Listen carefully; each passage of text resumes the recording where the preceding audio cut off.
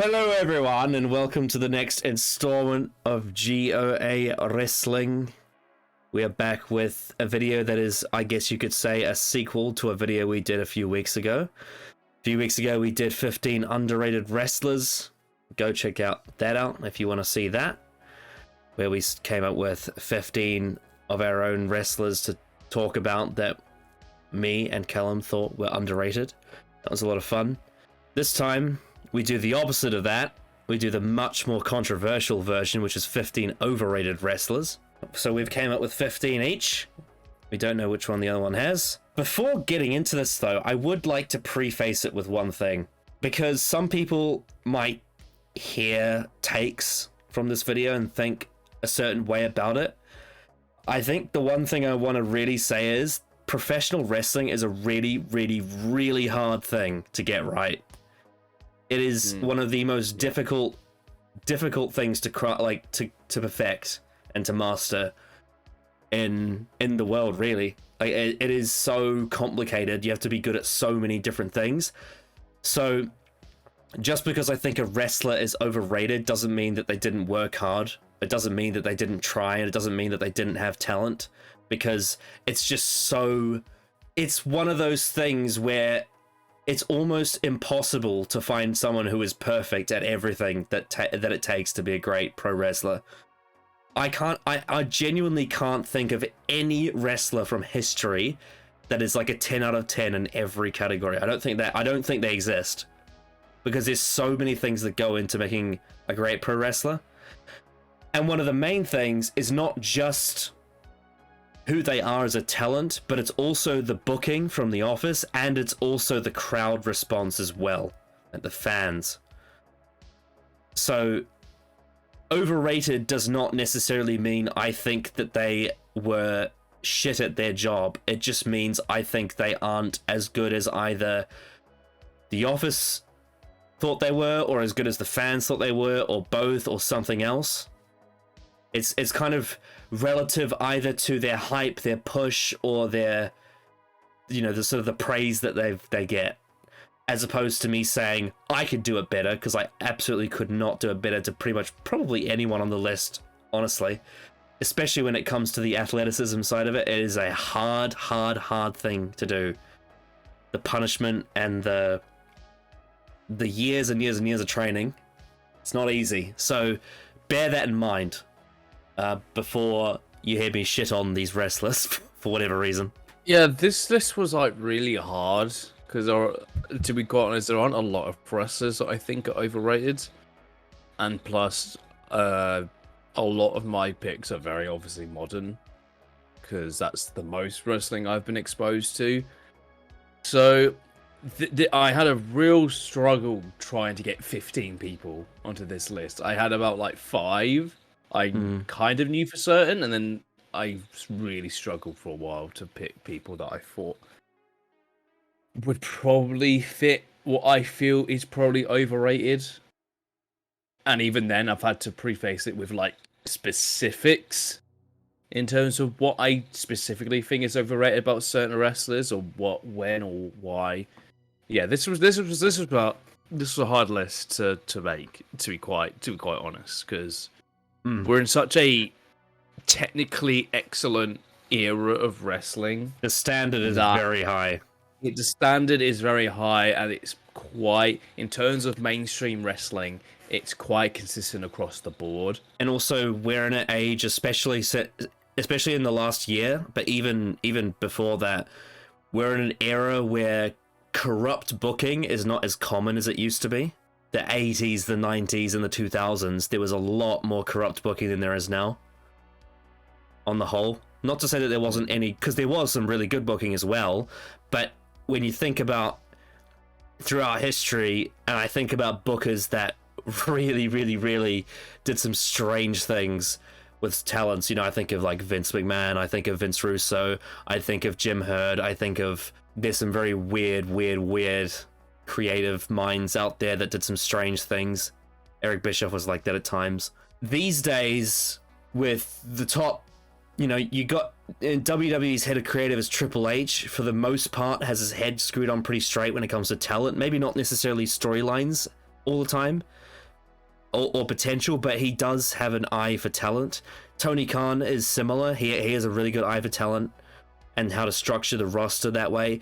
And it's the same with Gato in New Japan. And overall, I think the people who are head bookers these days have a pretty... Not only do they have a really, really consistent talent pool to work with, because there's so many great athletes and people who have studied the business in depth, that it's really hard to go wrong with, you know, anyone on your roster. But also, there's just so much that's been learned from history about mistakes that have been made, to where they kind of like it's easier to work out which ones are the ones you want to invest in and which ones you don't. Whereas in some of the more trial and error and experimental stages of wrestling, you tended to see more of the overrated types pop up. And yeah, looking at my list, there's a lot of them that were not recent because of that. Because there's a lot of ones that come from a time when they were either getting a push that they didn't deserve, or the crowd was reacting to in the way that just confuses me. Even though this is supposed to be an overrated wrestlers list, there's genuinely things about a lot of the people on this list that I actually quite like. Maybe not all of them, but there's a good chunk of the people on this list who I've had genuinely great moments with. But I just think there are significant portions, or maybe just overall, when you look at it as a whole, I think that they are below the bar that they are held to. So yeah, this should be really interesting, I think. Of course, yeah, anyone watching this, if you dare, leave your hot takes in the comments. I know that some of you will say things that'll make people gasp. There's a lot of very, very, very popular wrestlers out there that divide opinion, and a lot of people think they're overrated. Especially like when it comes to the top level main eventers, because everyone wants their favorite at the top. And if their favorite's not at the top, they're going to blame the person that is.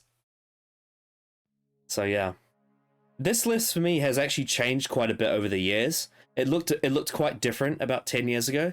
There were certain people that I used to think were overrated, but I've gone and watched more of their matches and their promos, and I've thought, actually, I actually think this person is better than I originally thought.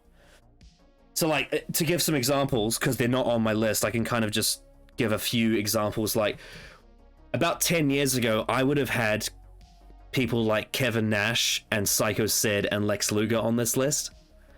But ever since I've watched more of the 90s, I've actually noticed that there's actually more to like about those three than I initially thought, even if there is some really weird booking around them. And, you know, they do have some issues. But when I compare it to, like, the worst of the worst, they're nowhere near it. And then there's people on this list who maybe once upon a time I quite liked. And even to this day, I can look back at some of their stuff and say that I liked some of it. There's one in particular I remember at the time when they were really, really, really, really hot. Like, I was a big fan of them.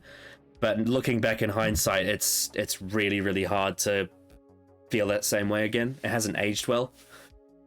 So yeah, this is definitely one that has changed over time for me, with more exposure to certain wrestlers, and also with just sort of tastes evolving and whatnot and maturing. I hope you all can strap yourself in. This should be a fun, wild ride of hot takes. Let's start the shitstorm, eh? Am I allowed to start this? You can start if you would like. Alright, I'll start it.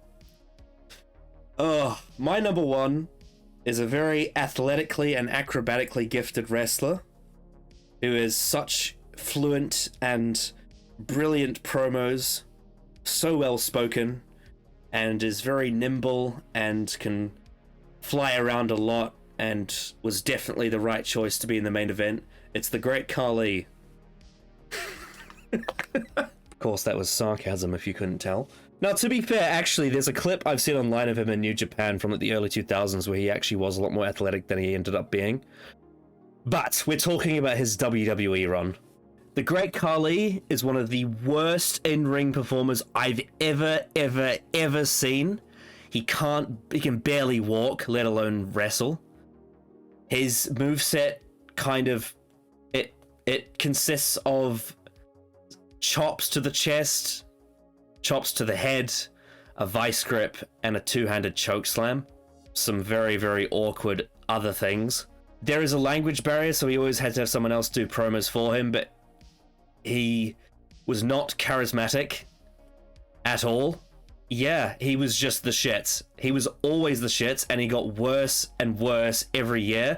So he started out as a monster heel. He beat The Undertaker clean with a brain chop. He won the World Heavyweight Championship in 2007, I think it was.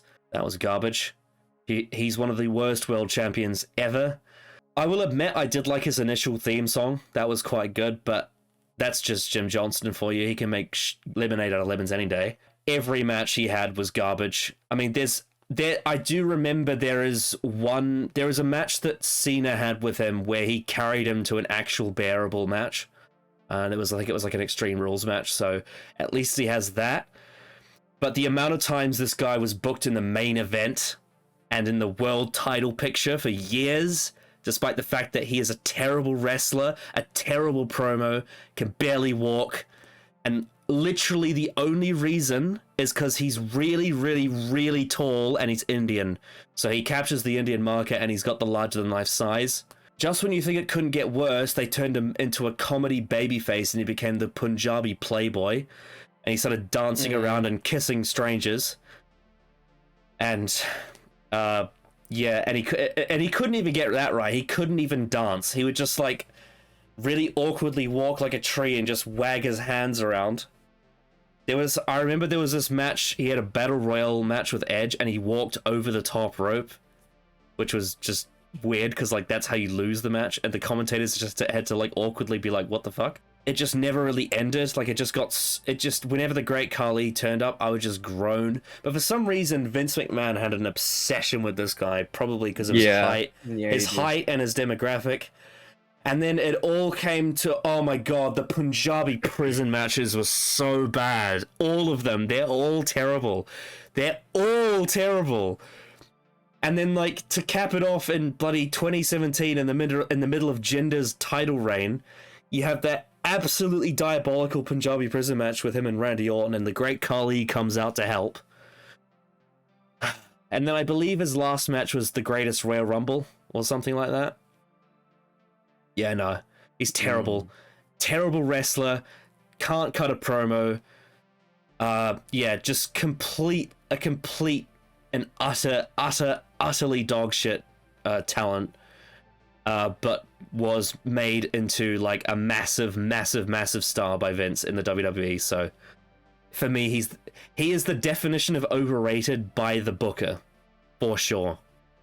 There's no question in my mind about that. He is so bad. Like, honestly, outside of that one Extreme Rules match, I think, with Cena that he had, I can't think of a single good match he had that was one-on-one. I can't think of a single one that was, like, above, like, a 5 out of 10. I thankfully haven't watched, like, more than, like, 2 Great Khali matches, thankfully. He went through a phase where at every SummerSlam he got a massive singles match. 2007, though, I believe, it was Batista versus the Great Khali for the World Heavyweight Championship. That was dog shit. And then 2008 was Great Khali versus Triple H for the WWE Championship, which was also dog shit. Not even Triple H could save that one. And then 2009, he had a match with Kane as well, which was also dog shit. Just like their match at WrestleMania in 2007, which was also dog shit. It just never ends. I have a lot of bad things to say about the Nexus versus Team WWE match from SummerSlam 2010, but the best thing it ever did was take the Great Khali out of it and replace him with Daniel Bryan. Nah, Great Khali was garbage. Terrible. Absolutely terrible wrestler. Seems like a nice guy, though, but no. Oh, and also, I also add on, he accidentally killed someone in developmental. He, like, botched a move on him in training, and he killed him. Definition of overrated for me by Vince specifically. That's my first choice. The dark times, man. Because I remember in the early 2000s, like, during the Kurt Angle, Brock Lesnar, and, like, the SmackDown 6 era, SmackDown was the top shit. It was the best wrestling show in the world. And then by the time you get to 2006, 2007, when Great Khali is on top, it's the fucking worst. It's so bad. Terrible matches.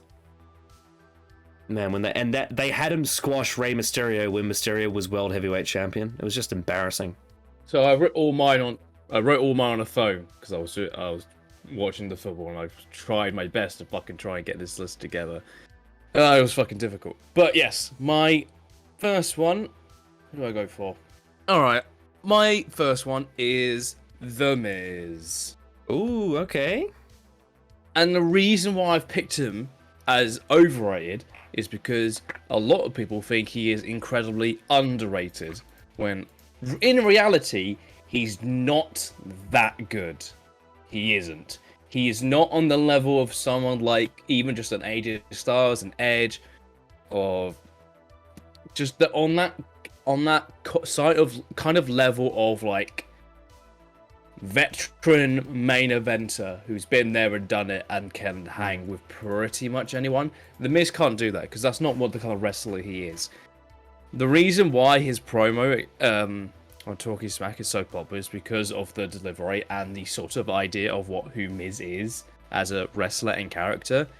He is a coward. He is, but we've sort of romanticized that promo to make it seem like he is like really good, like he's like top tier, when really he isn't. He's a decent wrestler in the ring. He can wrestle, but it's never going to be even a 4-star match on a consistent level.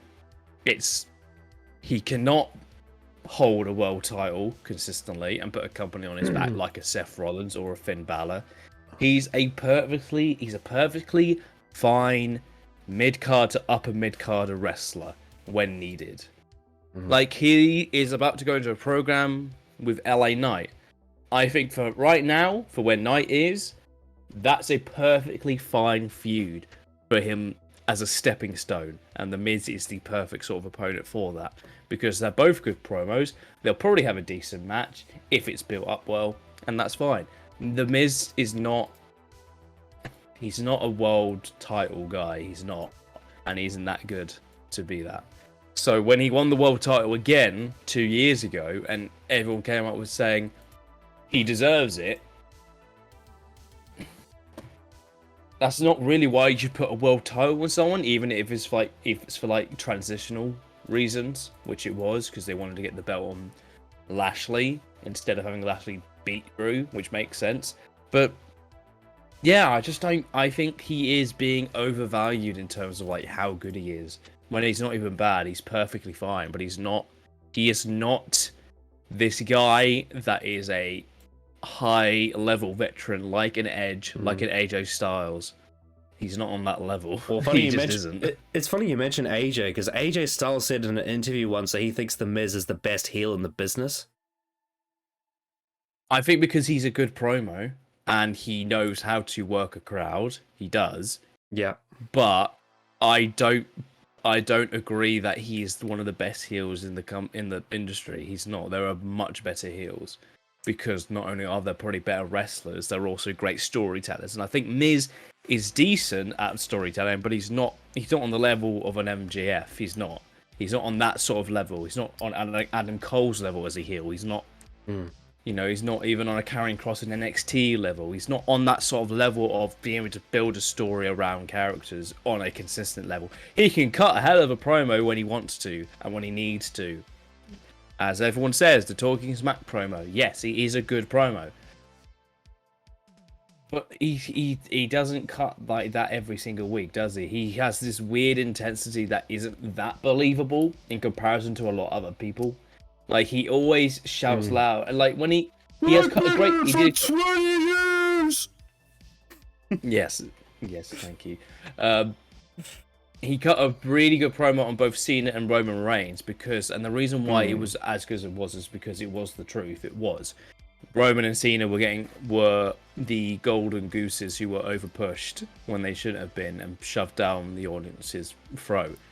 And he is someone who does actually put a lot of work in when he's given the tools, but he's not on the level of what he is perceived as. That's the thing, right? Is that The Miz always works best as a heel when he's facing a babyface that has a lot of issues.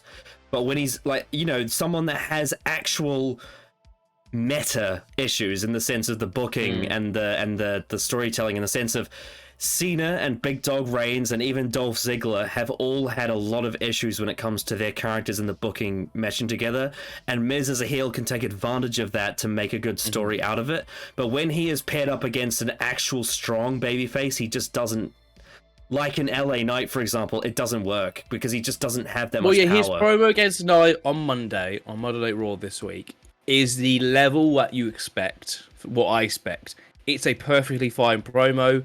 It establishes what the story is, and it's perfectly fine. When The Miz had that feud with The Edge at the end of 2021, he clearly was just below him. It was just obvious, you know? Yeah. His peak was probably facing Cena at 33. That was probably when Miz was sort of at his, like, I'd say peak in terms of him being consistently entertaining and good at promos. I mean, in the eyes of the 18 to 35 men, he was the babyface in that match. Oh yeah, he was. Until the WWE Network edited out the chairs and added booze in, which was absolutely stupid. Yeah. Yeah, that's sort of my take. I think Miz is a perfectly decent wrestler at a mid-card, upper mid-card level, but he's not on that same level as an Edge. He's not, in terms of being a very good vet that deserves a world title reign because he's been there for 18 years. Yeah, and he is, like, I'm not gonna go out there and say he's a stealer or anything because he's not, but he definitely is a homogenization of better wrestlers than him. Like, because when people compare The Miz to all these other people that he takes inspiration from, like The Rock and like Chris Jericho and like Ric Flair, all of those guys are way better than The Miz ever was. Yeah, I think you make some valid points there. Oh yeah, and his main event of WrestleMania with John Cena is terrible and one of the worst ever.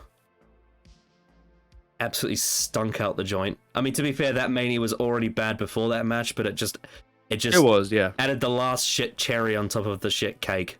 Although that wasn't all the Miz's fault. Part of that was the anonymous GM and The Rock. Ugh. That pay-per-view is so bad, even Vince McMahon hated it. And he booked it. Right, my second choice is a very, very old school wrestler. This is a wrestler that debuted in 1949. So this is someone from the ye olde days. And someone who is recognized by the WWE as a trailblazer and someone who laid the path for women's wrestling. It is the fabulous Moolah. The amount of times you hear them talk about, oh, she held the women's title for 28 years, you know, bigging her up as like she's the original greatest of all time in women's wrestling. Obviously, the famous match where she lost to Wendy Richter in 1984. The water settled the score just before WrestleMania 1. And of course, she had a infamous Spider Lady match where they screwed her out. And then also she came back in the Attitude Era with Mae Young as the comedy act. However, there's a lot to unpack here. So firstly, when we're talking about as a wrestler, in the ring, she is absolutely terrible. Her moveset consists of like hair pulling and like pulling women around by the hair. And I guess there's the bare minimum basic training stuff and a bunch of very, very awkward looking rolling around, and it's Fabulous Moolah matches are not fun to watch. They're really, really, really bowling shoe ugly. Her legacy as women's champion is also completely kayfabe because she actually lost the belt many times, but basically she politicked her way into denying every single loss. So her 28-year reign isn't even legit. And on top of that, she's a terrible, terrible, terrible human being who drugged up and sex trafficked the women's locker room and sold them and abused them and violently beat them. And a lot of the women's wrestlers that were in her locker rooms at the time had things done to them without their consent, and they ended up in drug rehab. She played backstage politics nastily like anyone. I mean, she was part of the original screw job when she screwed Wendy Richter out of the women's title, which caused her to quit WWE altogether, and they didn't even She never spoke to him again until she came back for the Hall of Fame in 2010. The Fabulous Moolah for a long time was recognized as the quote-unquote greatest women's wrestler of all time, but she isn't. She is not in any way whatsoever. Her character was really cringe in the Attitude Era.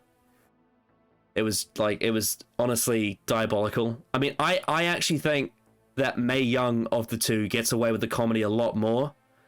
And on top of that, Mae Young was, from all accounts, was actually a good person. And she actually had charisma, and she could actually wrestle and was actually tough. Whereas the Fabulous Moolah was garbage all the way through, was a terrible person. And they tried to do the Fabulous Moolah Battle Royal, and then it got cancelled because all the fans said, absolutely not, do not do that because she's terrible. And that's actually one example of cancelling something that I actually agree with, because honouring her after all the things she did and the lack of talent she had, I don't see the point of it. So yeah, fuck her. Terrible, terrible human being. Massively, massively, massively overrated wrestling career. And only really gets the praise she gets because she was like the original WWF girl from like the 50s to the 80s. But in the truth, she did not have talent and she was a terrible person. So why anyone would rate her highly, I don't know. Sounds like revisionist history to me. She was so up herself that she had her own face as like her own face printed on the belt. Hulk Hogan also had that briefly as well, but we all know what kind of person he is backstage too, so that's no surprise. Anyway, that's my second choice. What's yours? My second choice is another wrestler that is very well liked in this moment of time, that I think these last couple years have been sort of highlighting a problem that WWE sort of developed in the last like 4 years, since wrestling Twitter has really picked up a lot more. My second one is John Cena, specifically since 2017. Oh, I'm gonna snap on that. Since 2017, there's been this really weird thing with the booking around John Cena being a very, even more so than he was since the pipe bomb in those 5 years, from 2011 to 2016. Since the Roman Reigns feud at No Mercy in 2017, it's become this weird thing with Cena where WWE really book him as the most meta, shooty promo vet, and they do that as much as they possibly can against any opponent possible. They did it against Roman, obviously, initially, and that got massive clicks, views, whatever. Yeah, it was massive in terms of internet wrestling Twitter. Like, the video of the full promo between the two on YouTube that I've got loaded up right now is on 22 million views. Like, it was massive. But since then, there's been this weird thing with every Cena sort of rivalry where he wants to try and harken back to that. He even did it again against Roman himself 2 years ago at SummerSlam. That build-up made no fucking sense for what the character of Roman was at that time. Because at that point, Roman was over. Roman was big. He was drawing tickets, views, everything because of the bloodline character of Roman Reigns. The tribal chief, the head of the table. But Cena and how they booked him made him seem like he was stuck in 2017 for some reason. And I don't know why they did that, because I feel like there could have been so much more potential with that build-up. Instead, they did the stupid thing and making him do shoot promos on him and saying, you've been put in this position, you're a Cena knockoff. Yeah, you ran Dean Ambrose out of WWE. You know, all that shit. It's really, really strange. And then you go to the Austin Theory feud from this year, where he absolutely buried the fuck out of Austin Theory, and then for no fucking reason, instead of telling an actual story. And it really ruined Theory, even though he beat Cena, and ever since then, until this week when he lost the title, has been the most faceless champion the company has had. And it all came from the fact that Cena and the way they booked Cena wanted to mess the fuck out of Theory and make him seem like the biggest loser ever. And it's this weird obsession that they have with Cena of making him this big shooty promo guy. And then, along with that, with everything how he's been presented on Twitter in terms of a fan response, makes it seem like that Cena's always been good. The casuals on Twitter make it seem like Cena is the greatest of all time when he's not even close to that. No. I think Cena's great. I think Cena's good, and I think he has gotten a lot better in the last 10 years. I do. But I feel like this sort of idea of when Cena came out of Money in the Bank this year, this sort of idea that Cena is fantastic and he's always great when he's here, it reminds me a lot of Disney Twitter. Disney film Twitter is a lot like this, where no matter what, because he is presented as that way, they then believe it or see him as that. And it's really strange when, like, if Cena was to come back next week, I'd be like, cool, I'm looking forward to seeing what he does, and I hope it's good. Meanwhile, Twitter will go absolutely ballistic and be like, oh, the GOAT is back, the greatest all time is back, let's fucking, like that. It's that sort of weird, I guess not obsession, because I feel like there sometimes are people that are a bit more aware, but it's this weird response that I'm sort of iffy on, because Cena for so long was not good and was overpushed like Roman Reigns.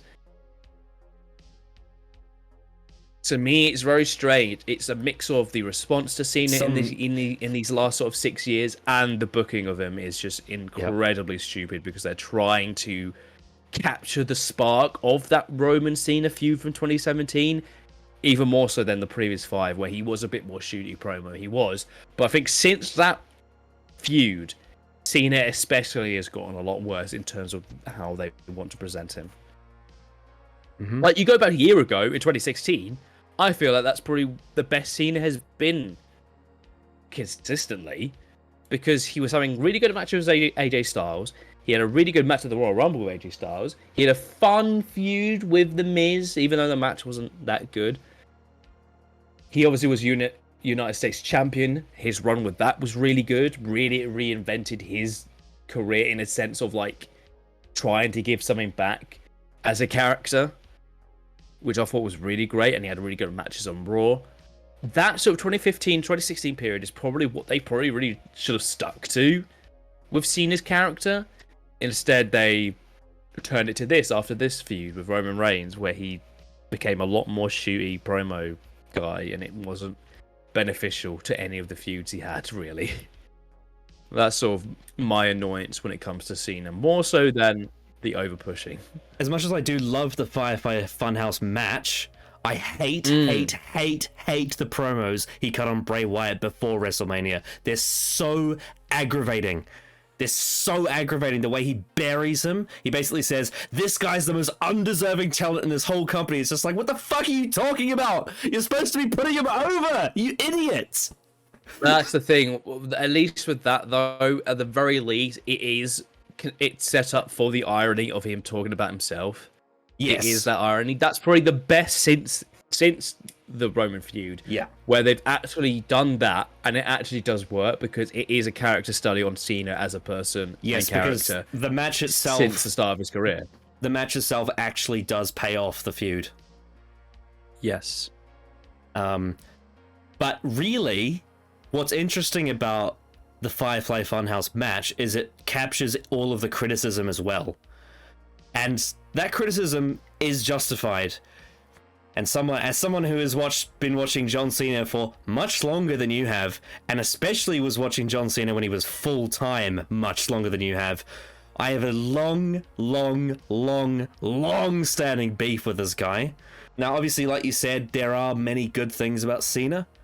One of my favorite quotes from Adam Blampied I've ever heard is that Cena is one of the best talkers, but he's also one of the worst characters, which creates this weird juxtaposition where you have this guy who can clearly magnetize an arena of people, but he also is booked like absolute garbage for a lot of his main event run by Vince.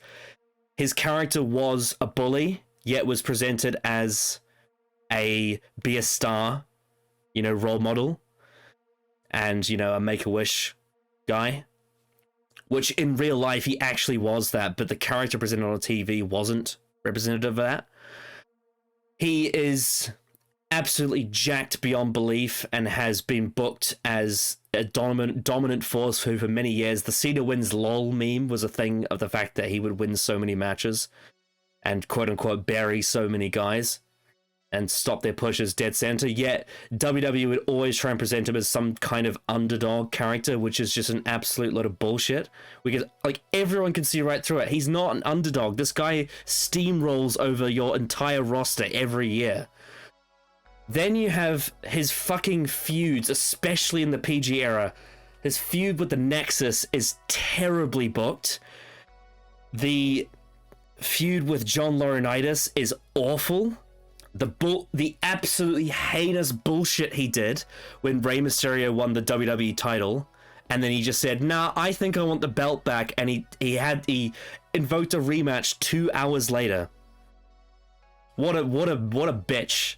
What an absolute bitch of a man to do that.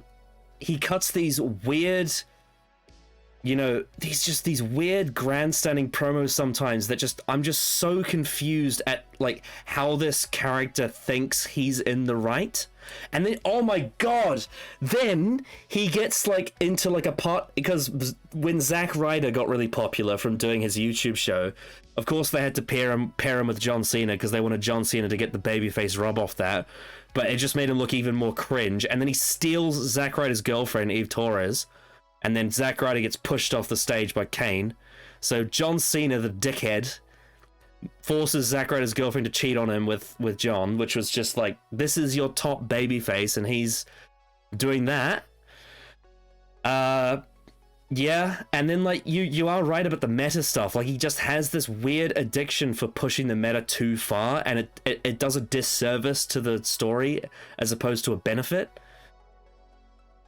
And then you look earlier in his career, and the fact that when he first won the belt and they're like, now he's the new top guy, and they put him in feuds with guys who are just so obviously better, like Kurt Angle, like Chris Jericho, like Christian when he was at his hottest in 2005, even to the fact of the guy who was the most hated wrestler in the world for half a decade, he goes into WrestleMania 22 against Triple H, and Triple H gets cheered and Cena gets booed, because that's how unbelievably the fans turned on Cena's push. And it's the same thing with One Night Stand as well. You see that match with Art when they booed him against RVD. But in a weird way, those matches like that and like Money in the Bank 2011, that actually adds to the story because it embraces the truth as opposed to trying to reject it. But for the vast majority of his main event run, the problem is that the WWE were just trying so desperately hard to reject the audience's reaction to Cena, which just makes it less of a story than it could be. And I'll never forgive them for being too cowardly to not turn him heel after he lost to The Rock. Also, oh my god, I'm fucking going to rant now. That whole story where apparently 2012 was supposed to be his worst year, yet he beat Brock Lesnar. He won Money in the Bank. He was in the main event of Raw 1000. He got multiple title matches, and he main evented pay-per-views when CM Punk was the champion. There's a lot of bullshit. Yep. Yeah, no, and oh my god, the fucking, the cheesy, corny humor that was not funny throughout the PG era, fucking when him and Jerry Lawler were making Vicky as fat jokes. Lita's a slut. Lita's a slut. Isn't Lita a massive slut, guys? Yep. Fucking oh my god. Oh Jesus. Wow, you're gay. Yep. Oh my god. Ugh. Yeah. Wasn't it so funny when he spanked Stephanie on the arse? Oh yeah, very much. Oh so. yeah, Doctor of Thugonomics is a loved gimmick, but some of it has not aged well. I will say that. Oh, so that Yep, and when he fucking duct taped Batista and completely took away all of his credibility, Yep, that was terrible. And then fucking, I could go on for hours. There's so many. The fucking, oh my god, the endless feud with Randy Orton as well. Holy shit. I was so sick of seeing them wrestle. Oh god, it was unbearable.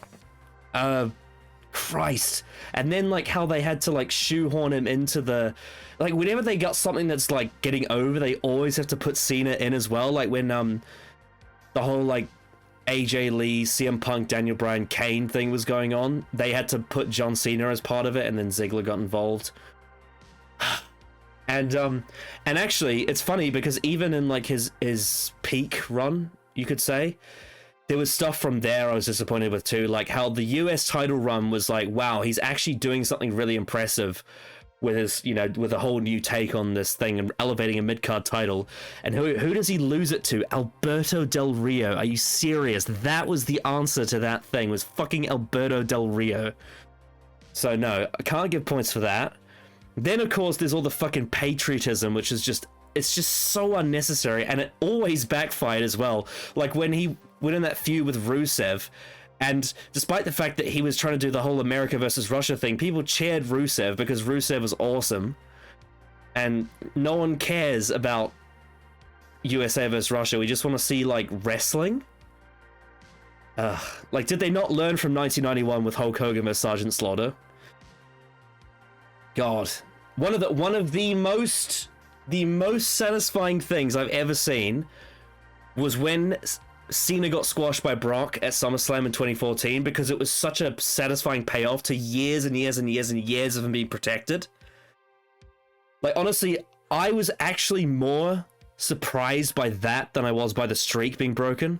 Maybe the streak had more of like an initial like denial, but with the SummerSlam one, I was like, I just can't believe they actually did that, because I always thought the streak was going to end at some point, but I never, ever, ever thought Cena was going to get squashed like that.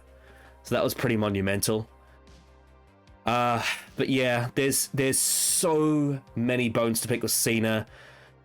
The fucking Nikki Bella thing for WrestleMania was cringy, and I'm not surprised that Miz was the babyface in that feud. Like you say, how they've turned him into like this meta machine. And when he cut those promos on Reigns in 2021, they just didn't make sense, because Reigns was so much better at that point than he was in 2017. It was almost like Cena hadn't even been watching the product and didn't know that things had changed. Burying Austin Theory was pointless. And this one's kind of been beaten as a dead horse, but on the whole, they're saying he's the greatest of all time, when he's like not even in the top 100 in-ring workers of all time. Not to say that he's terrible. I don't think he's like dirt worse like some people say he is, but I do think as an athlete he pales in comparison to some of the like the actual really, really, really impressive in-ring workers. Not to say that he can't have good matches, because he can tell a story, but there is truth to the fact that he is sloppy and he is clunky, and I do think it is harder to take some of his offense seriously compared to some of the other talents, especially at the top. I mean, it depends on what part of his career you're talking, because there were points when he was able to sharpen his tools, especially when he got into like the AJ Styles feud. He was, you know, really honing in on, okay, what this works and this doesn't work. But I do remember he had an experimental phase when he would like try to throw like a drop kick, and it was like just the shittest drop kick you've ever seen, or like when he would do that botchy Hurricane Rana, or he like did the botchy Code Red, or when he tried to do that springboard stunner and it almost never worked, except for that one time it worked with Rusev. And he was kind of trying to be bigger than his own boots. But then obviously when you get to stuff like the more power lifting stuff, which he's actually really good at, like the, you know, like the rolling into the AA and like the avalanche AA and all that, he was good at that stuff. Oh, and I have to mention, his STF is so bad. It just doesn't look like it hurts. Like when you see an actual STF, like you look at Jon Moxley's STF, like you're supposed to hook your elbow around their jaw so that you can wrench on their neck. But Cena, it just looks like he kind of like hugs them with his fists out, and it just looks so fucking shit. Yeah, his fucking arm drags and hip tosses are terrible. they're so terrible in technique. There was one time in 07 he tore his fucking pec doing it. I mean, it did lead to that incredible return at the Rumble, which was so much earlier than expected, which is like one of his best ever moments. But the fact that he tore his pec on an arm drag is pretty embarrassing. Yeah, and like just sometimes that 5-knuckle shuffle, like it looks like he's fucking half a foot away from the guy's head when he drops the fist. There's just a lot. There's a lot of issues with Cena, and yet the WWE say he's the greatest of all time. Like not just saying he's like one of the top guys that was in the main event. You know, he's a 16-time champ and he was a big draw and a big ticket salesman. Like I would be accepting of that because that's actually fact. But to say that he's the greatest wrestler of all time is horseshit, because there's so many things that went wrong with the fact that he's nowhere near close to being the best in-ring athlete, the fact that his character is balls, his booking in his main event run, most of it was really bad, and yeah, just there's just so much wrong with him. So yeah, absolutely one of the most overrated wrestlers in my opinion. Not to say that he isn't good in some ways, but though I've definitely had my great moments with John Cena for sure, because the guy is smart and he does get it. And I am happy that he made the decision in 2015 and 2016 to focus on highlighting upcoming talent, which was contrary to a lot of the ways that Vince booked him in earlier years. So that is something on his side for sure. And he is always a draw, and he always was able to make people care about watching a match. And because of that, whoever was in the ring with him would get a big spotlight. So he was always a big deal to watch, and he definitely had his moments, but greatest of all time, I don't think that's fair. I think that's WWE trying to push their narrative about Cena. I think he's a much better actor than he is as a wrestler, I'll say that much. Because I actually think he's a really, really good actor. Because that's him playing to his strengths. But I think in Vince McMahon booked WWE, he is a troubled person. So yeah, definitely deserving. We snapped, so I suppose that means I should go on to my number 4. Sure. My number 4 is Brutus Beefcake, also known as, hang on, let me get all the names.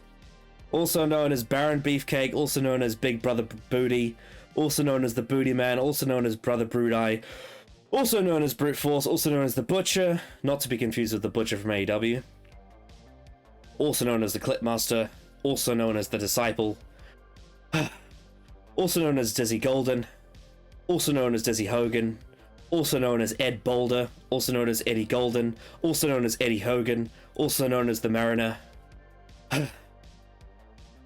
also known as the Man with No Face, also known as the Man with No Name, and also known as the Zodiac. Fucking hell. Oh my god, I'm worn out just saying all that.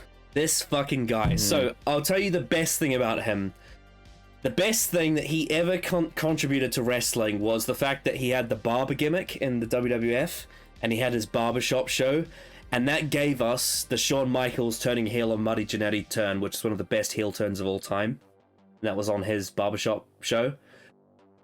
Apart from that, though, this fucking guy was so overrated by the companies that he worked for, and it was all because he was the best friend of Hulk Hogan wherever he went, whether it was AWA or it was WWF or it was WCW. This guy always got pushed, and you know what? This was not deserved, because he is not a good wrestler, he is not a good promo, he is lower mid-card at best, and despite that, he main evented SummerSlam in 1989. He got the match where it was Hogan and Brutus versus Randy Savage and Zeus. And he main evented Starrcade, which is like WCW's WrestleMania, against Hulk Hogan in 1994. And that match is absolute dog shit on a stick. It is terrible. This guy's in-ring ability constitutes of back rakes, doing bug eyes, basic rest holds. He doesn't even do like the kind of standard of grappling you'd expect from the time. Like, we're talking 1980s WWF, which is not a very high standard outside of like the very tippy top, like, you know, Steamboat and Savage and DBRC and some of the very, very top guys. A lot of the mid-card in 80s WWF they are all on a lot of steroids, so their mobility is very hampered by that. And even then, Brutus Beefcake is definitely a cut or two below even them. Even those wrestlers on that roster, he is a cut below those guys. This dude cannot wrestle. He cannot talk that well outside of doing very, very over-the-top expressions. He had fucking a million gimmicks and none of them worked outside of the barber. His fucking Zodiac gimmick in the Dungeon of Doom was terrible. His Disciple gimmick in the NWO was not very good either. And again, the Disciple, him being in NWO, is all because of Hogan. It's all because of Hogan. Yeah, no. Brutus Beefcake is shit, and despite that, he was pushed to the moon for many, many, many, many, many years. Probably like 20 years. We're talking like all of the 80s and all of the 90s this guy was around. And I can't think of a single great match this guy had. I can't think of a single great promo he had. Yeah, no. Very overrated. And I mean, I don't blame him. He hooked onto the right guy at the right time, because he became Hulk Hogan's best friend right before he became a big star, around the time he was in Rocky 3. So he hooked on the coattails of one of the biggest drawing stars of all time, who could play politics like a motherfucker and get his best friends to the top. But as a talent, he did not deserve the push he got, and the longevity he had either.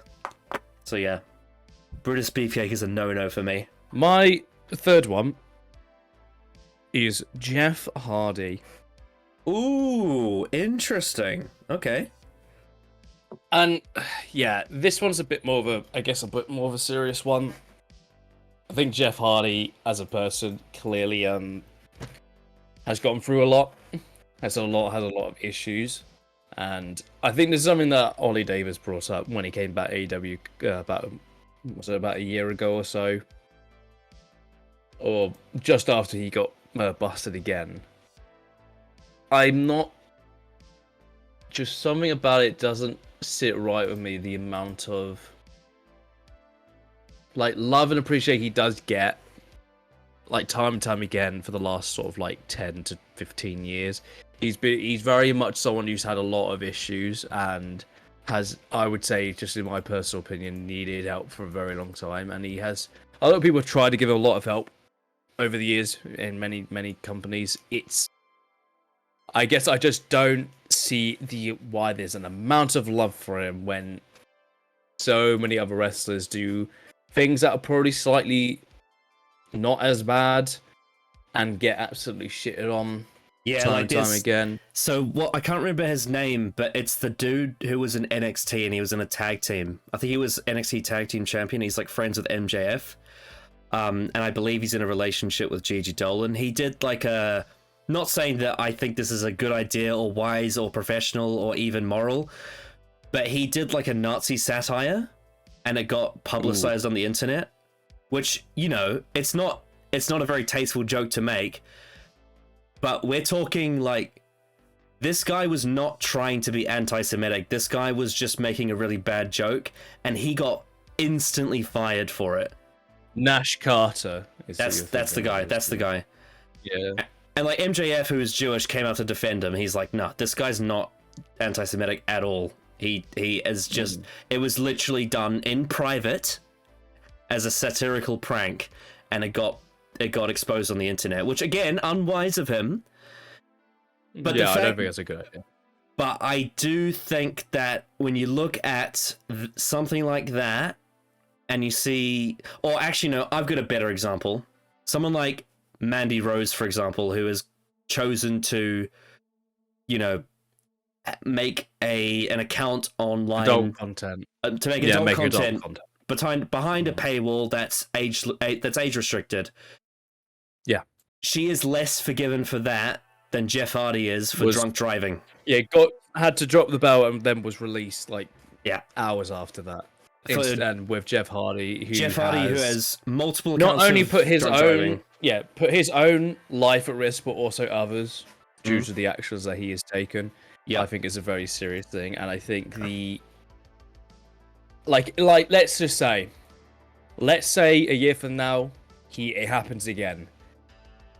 There has to be a breaking point for people, for me personally, that he needs to just be taken out of wrestling for not only other people's sake, but for his own sake, and just stay away from it, because it's clear to this point that he can't really do both, try and get therapy and help many times over, many times, come back to be adored like he is. I know, and to just close the point on that side of it,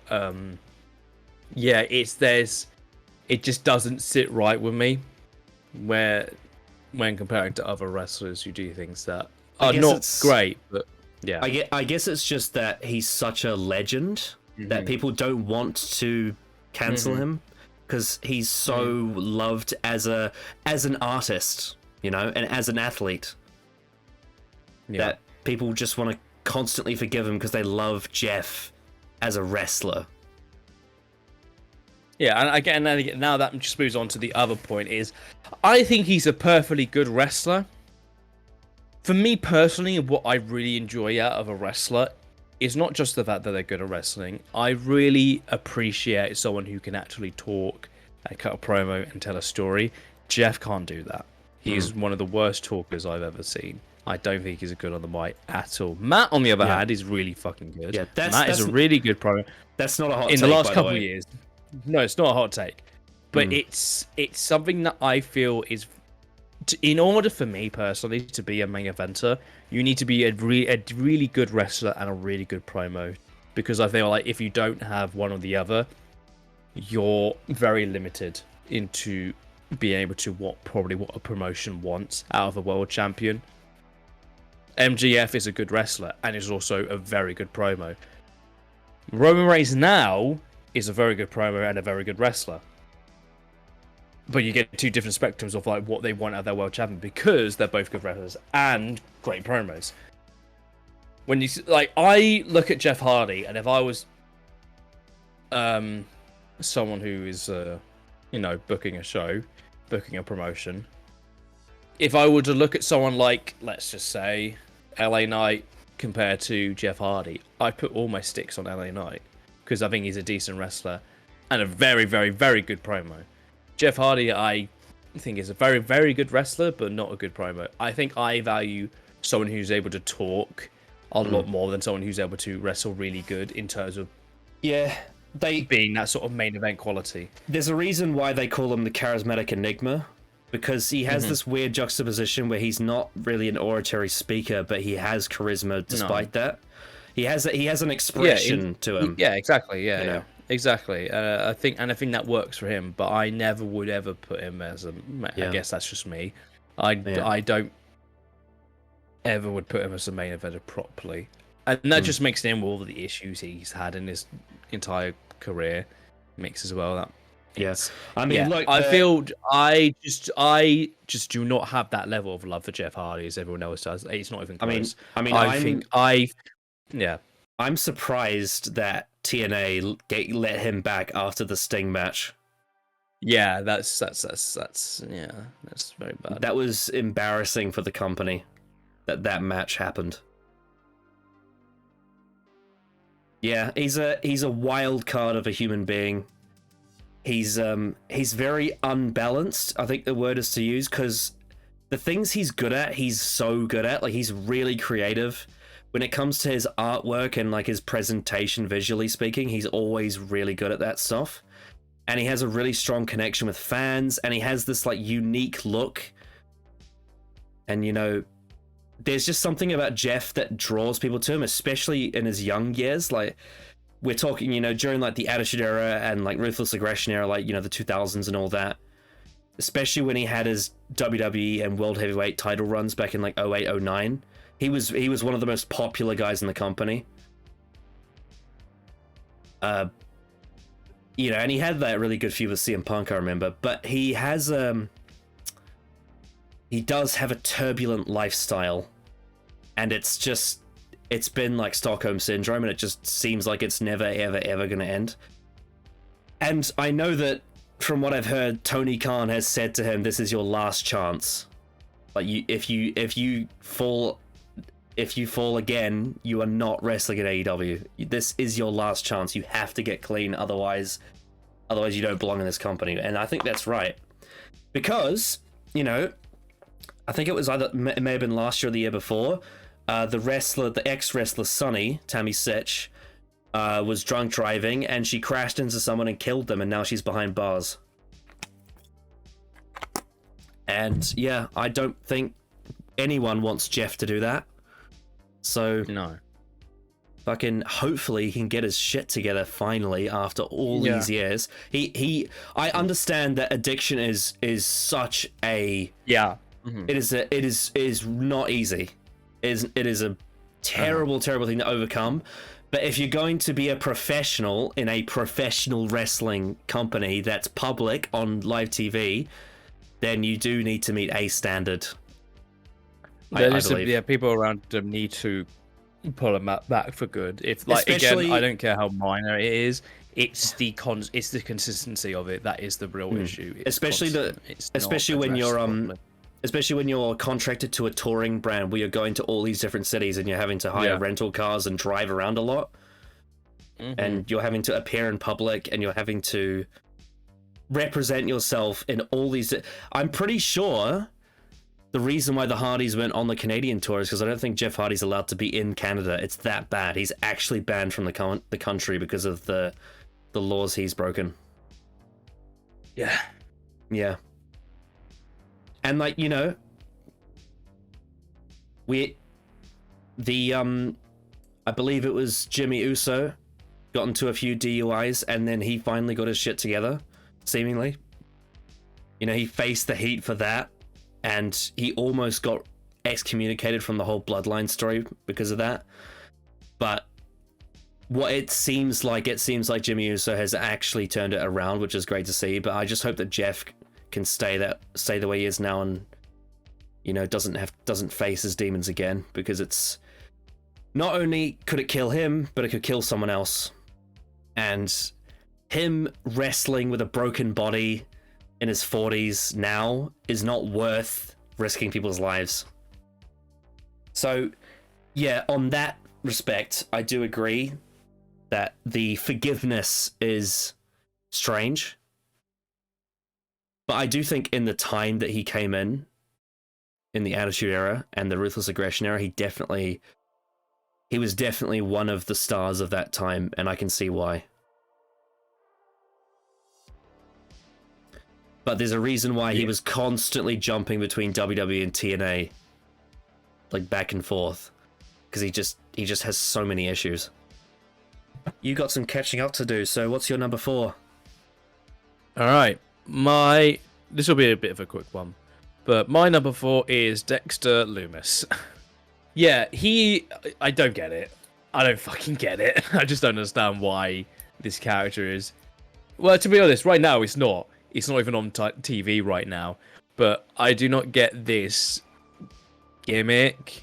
Really, it seems a bit on the main roster anyway. Maybe NXT was a lot better. I didn't watch NXT and his sort of run. But on the main roster, the way it's been booked is, like, really strange. I don't get it. And I don't understand why it's so popular. So I'll tell you why it works better in NXT. It's because of Indy Hartwell.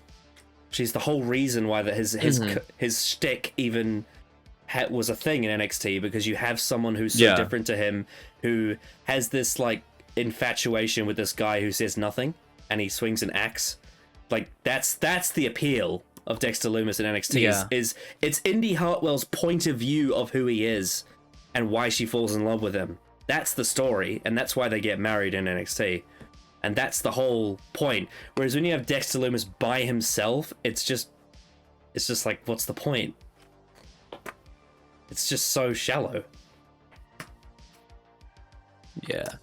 Yeah, on the main roster at least, it's so weird. It's really brought down Johnny Gargano and exposed that just can't do comedy. He can't. He's not a good comedy guy, I don't think. I think he's a funny guy probably in real life, but in terms of how he's presented as a wrestler, he can't do this sort of shtick, really. Like, I know Johnny's been injured for a long time, but he has hardly been featured at all properly since he's come back. And the Dexter Lumis stuff has not helped. I think it's the weird stuff they did with it in the early months of when he came back. Really was a missed opportunity, I think, because that sort of initial appearance, I feel like could have been really interesting going forward. I loved when he had first come up to the main roster and he was like breaking through crowds, and then he went back to NXT, and he had that thing with Indy Hartwell, and then he got escorted out by police. That was actually really cool, because the stuff they did with him in NXT with her is actually interesting. But as soon as he came to the main roster, just something's not. All the ingredients are missing. Yeah, I don't get it. Yeah, so I just think that it's kind of been a disaster, I think, to say the least. And I don't understand why it got as popular as it did anyway. Right now, it's not even on TV, but it for some reason got reactions, and I don't know why, because it was kind of lame. Yeah. Also, I don't know if anyone ever talks about his in-ring stuff either. No, I don't remember any of his matches. None of it's creative. That's the issue. It's not creative. If Dexter Lumis's gimmick was creative, then maybe it would be something worth watching. But it just seems really repetitive. Funnily enough, Dexter Lumis used to be in TNA, and his name was Samuel Shaw, which leads me on to my number 5, who was also in TNA. My number 5 is Crimson. So anyone who was watching TNA in the early 2010s will know Crimson. He had I think it was like a 2-year undefeated streak. The whole point of an undefeated streak is you bring in a dominant force that the fans can invest hype into and like really buy their dominance. And then that leads to a big blow off, whether that be with them winning the title or whether that with them like losing to someone and putting them over and making them a star. Like, for example, I know technically it's not an undefeated streak, but Tribal Chief Roman Reigns, if you consider the repackage as a new character, he had an undefeated streak, and then when Jey Uso pinned him at Money in the Bank, it had a lot of meaning. Because people actually genuinely bought into Roman Reigns as an unbeatable character, right? Whereas the problem is, no one really gave a shit about Crimson's undefeated streak because Crimson was shit. He was a shit wrestler, and his promos were really, really generic and just not interesting. I guess he had a sort of unique look because he's got like that ginger thing going on, and I know that at the time, the previous year, the WWE put the belt on Sheamus, so maybe TNA was thinking something along those lines. But like Crimson came into TNA when TNA was starting to dip, because this is after Hogan and Bischoff came in. And that was when Jeff Hardy was the immortal champion. But yeah, no. I know that Crimson is in NWA now, and I haven't seen his stuff, and as much as I love the Smashing Pumpkins, I don't really give a shit to watch Billy Corgan's NWA, especially now that Nick Aldis isn't even there anymore, and a lot of the best talent like Thunder Rosa and Ricky Starks are in AEW. And why the fuck would I want to watch Tyrus as champion? But yeah, no, Crimson was built up like a monster in TNA, and his 2-year undefeated streak was lame because Crimson's not very good, so who cares if he wins a lot of matches? And then he lost, and then he was quickly released like a year later, and no one really remembers him or even talks about him. So it was just all a big waste of time, really. Why would you give a guy who's not a good wrestler and not a good talker an undefeated streak? What's the point? Yeah, that's all I have to say about it, really. I don't ever hear anyone ever talk about Crimson. Ever. Like, he never gets referenced. He's just forgotten. Completely forgotten. So yeah. Whatever. Who's your number 5? Alrighty. My number 5. Okay. This one is a bit more topical at the moment. Number 5, Ronda Rousey. Oh, yeah, I can see where that's coming from. Yeah, she hasn't been good for like 3 years. Like, or maybe even 4. Actually, when did she debut? 2018, and she... Okay, she hasn't been good for like 5 years. Her initial year was pretty decent, and there was a lot of good moments, a lot of good matches. Since then, it's been all downhill. Because Ronda Rousey is like one of the worst promos I've ever seen. She is legitimately fucking awful. She always seemingly made every match she was a part of just an utter comedy fest with her bad promos. And yeah, some of her matches just haven't been that good, unfortunately, since that first year. Her match with Liv Morgan is terrible. Her match with Shotzi Blackheart is terrible. Terrible. And her last match, hopefully ever, with Shayna Baszler at SummerSlam was an absolute disaster. It matches with Nia Jax as well. Ooh. Yeah, well, Nia Jax is also terrible, but I think yeah. Anyway, yeah, just everything about that. Ronda just never really benefited the wrestling business, unfortunately. Even though when she came at the time, she was probably the biggest female athlete in the world at that point, and her coming to WWE made a lot of sense. Well, you initial run. Remember 8 years ago, WrestleMania 31, when The Rock brought her out of the crowd, she got a massive pop, and that's because she was the best ever female women's MMA fighter of all time at that point. Before she got beaten, like, I think people would probably say Amanda Nunes is now, but at the time she was known as like the greatest women's MMA fighter ever, and she was in the middle of her reign in 2015. Now we're 8 years later. Yeah, it's this sort of last year, like since did she won the Rumble? Like not this year, but last year, 2022. Didn't she? Oh god, this year and a half run she's had since she came back has been an absolute disaster. Everything about it was awful. Yeah, just absolute trash. And honestly, I'm just thankful she's gone now because I just don't care. I don't care. And to be fair, no one else really does. But in terms of like her whole run, it's been an absolute disaster. Everything about it, it's been terrible. Yeah, just she's an awful promo. She's fine in the ring. She can't tell the story though to save her life. And yeah, it's just been an overall negative, I would say, which is a big shame. It could have been a bit better, but it is what it is.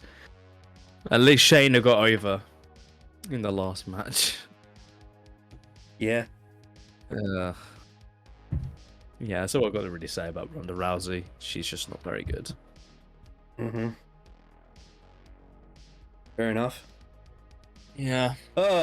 My number 6 is a former WWE champion. It's Jinder Mahal.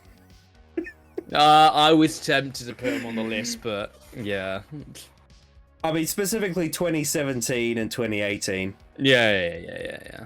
Because, you know, he wasn't booked strongly outside of that, but Jesus Christ, that WWE title reign is so bad. It's so bad. Oh my god. So this guy debuted in Canadian wrestling in 2004, 19 years ago, and despite the fact that he's a 19-year veteran, his in-ring ability equates to a 5-minute jobber match. That's it. And this guy was WWE champion. He was main eventing pay-per-views.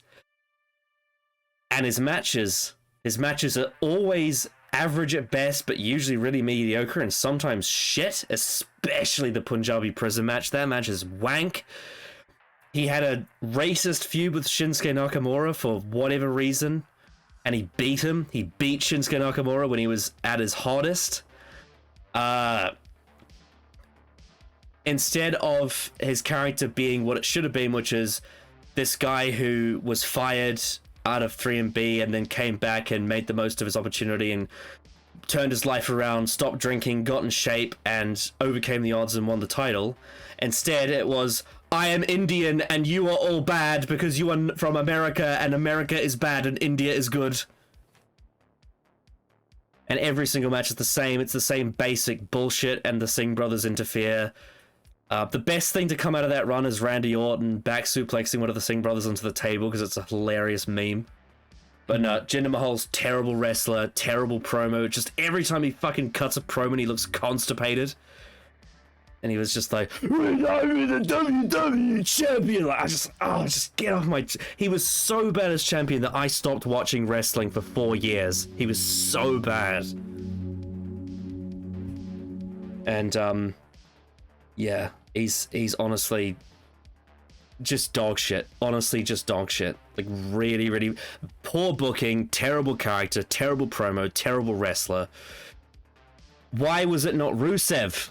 Why wasn't Rusev the guy that was champion in 2017? It would have been so much better. This Rusev, a guy who is a significantly better promo, has a billion times more charisma, who is a billion times a better wrestler, was actually over with the crowd.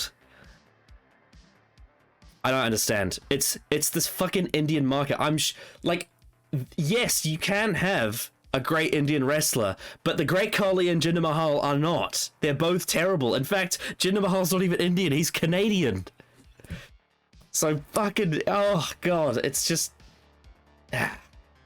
no, overrated by the company. The fans knew he was shit. Like, the fans knew it. They knew he was shit. Even, well, to be fair, there was a few that were like, don't hinder Jinder, but the fans always knew he was terrible. But Vince McMahon and the whoever was officially in charge of creative when they booked Jinder to have the championship, no, absolutely not. Terrible decision. One of the worst ever world champions, probably like top 5 worst, I think, probably up there with like Great Khali and Jack Swagger and Vince Russo and McMahon. Like, I would actually say he's probably worse than Vince McMahon, because at least Vince McMahon was over. At least he had a great character in the Attitude Era, even if he wasn't a wrestler. But nah, Jinder is, terrible. And then they fucking rubbed salt in the wound when Rusev should have won the US title at WrestleMania. Jinder won that. Just diabolical. Absolutely diabolical. He went from literally jobber to WWE champion within like 3 weeks during the Superstar Shakeup, and he stole Rusev Day away from Rusev, so it's just unforgivable. He's also introduced 2 of the most hilariously shit wrestlers, at least character-wise. Fucking Shanky and Veer. Shanky, who's a dancer and can't wrestle, and Veer, who it was coming for months. Coming all over Raw for months. Yeah, no. I do not see what Vince sees in this guy, outside of being a demographic that would make him lots of money. Which, you know, actually thinking about Vince McMahon, that makes sense. I will say though, the theme song that Jim Johnston made for him is a banger. He's a great theme song, but that's about it. One of the worst WWE champions ever. And that's all I got to say about Jinder. Is it your number 6 now? It is. Yep. My number 6 is Raquel Rodriguez. I have a big back. Look at my big back. She has a back. Guys, have you not seen her massive back? Even though she's a terrible promo and isn't that good in the ring either. She has a back. Tag team partners. And honestly, that's the only reason she's on this list, because of the whole back thing. It's so stupid, because you're not giving her an actual fucking character. She's having a feud with Rhea Ripley, and she's so fucking... There's no character at all, and you're pushing her for some reason, even though... Like, fucking... Let's look at the fucking women's Raw roster right now. I'm gonna fucking load it up. I'm gonna name. While you're looking at the that, other... like Raquel Gonzalez in NXT was never like the best, but it was passable. But Raquel Rodriguez on the main roster is just such a flop. So you've obviously got Becky Lynch. You got Candice LeRae, who probably could be using a push. Emma, maybe build her fucking better. Bloody hell. Amy Hartwell, she's currently injured, to be fair. Katana Chance, Kayla Carter, she could be. Liv Morgan, she's just come back recently. Fucking Nikki Cross. Where the fuck is Nikki Cross? You've rebranded her. You haven't done fucking anything with her. Piper Niven, she's great. Where the fuck is she? Shayna Baszler, you could have put her in a title feud with Rhea Ripley. I know she's just come off a victory over, Ronda Rousey. Xia Li, she's on Raw. She's good. Why not push her? Zoe Stark, maybe put her in a title match with Rhea Ripley, try and build her up along with Trish Stratus, maybe make it a 4-way. I don't know. Do fucking something. Instead, they got Raquel fucking Rodriguez, who's got a back. Yep. Obviously, I don't get it. Obviously, Rhea Ripley, who is leagues and bounds ahead of Raquel. Yeah. Just give her a character. Give her any character. Not that just she has a fucking back. I don't fucking believe she's best friends with Liv Morgan. And they probably are in real life. They haven't fucking shown it on TV. And then you look at the SmackDown roster: Dakota Kai, Io Sky, Bayley, Charlotte, Bianca, Asuka, hopefully Kairi Sane, bloody Scarlett Bordeaux. Like, they're all better than Raquel. All of them. Yeah. He has a back. She does have a back. Even the NXT women's roster, like Roxanne Perez, Cora Jade, Tiffany Stratton, fucking Nikita Lyons. There's so many that are better than Raquel Rodriguez. Just give her a character. Maybe she should go to NXT, because Shawn Michaels seems to be the best booker of women's wrestling in the world right now, at least in America. At the moment, yeah. In America, I should say, because the Japanese women's wrestling promotions are actually taken really seriously. Yeah, Stardom's taken very seriously.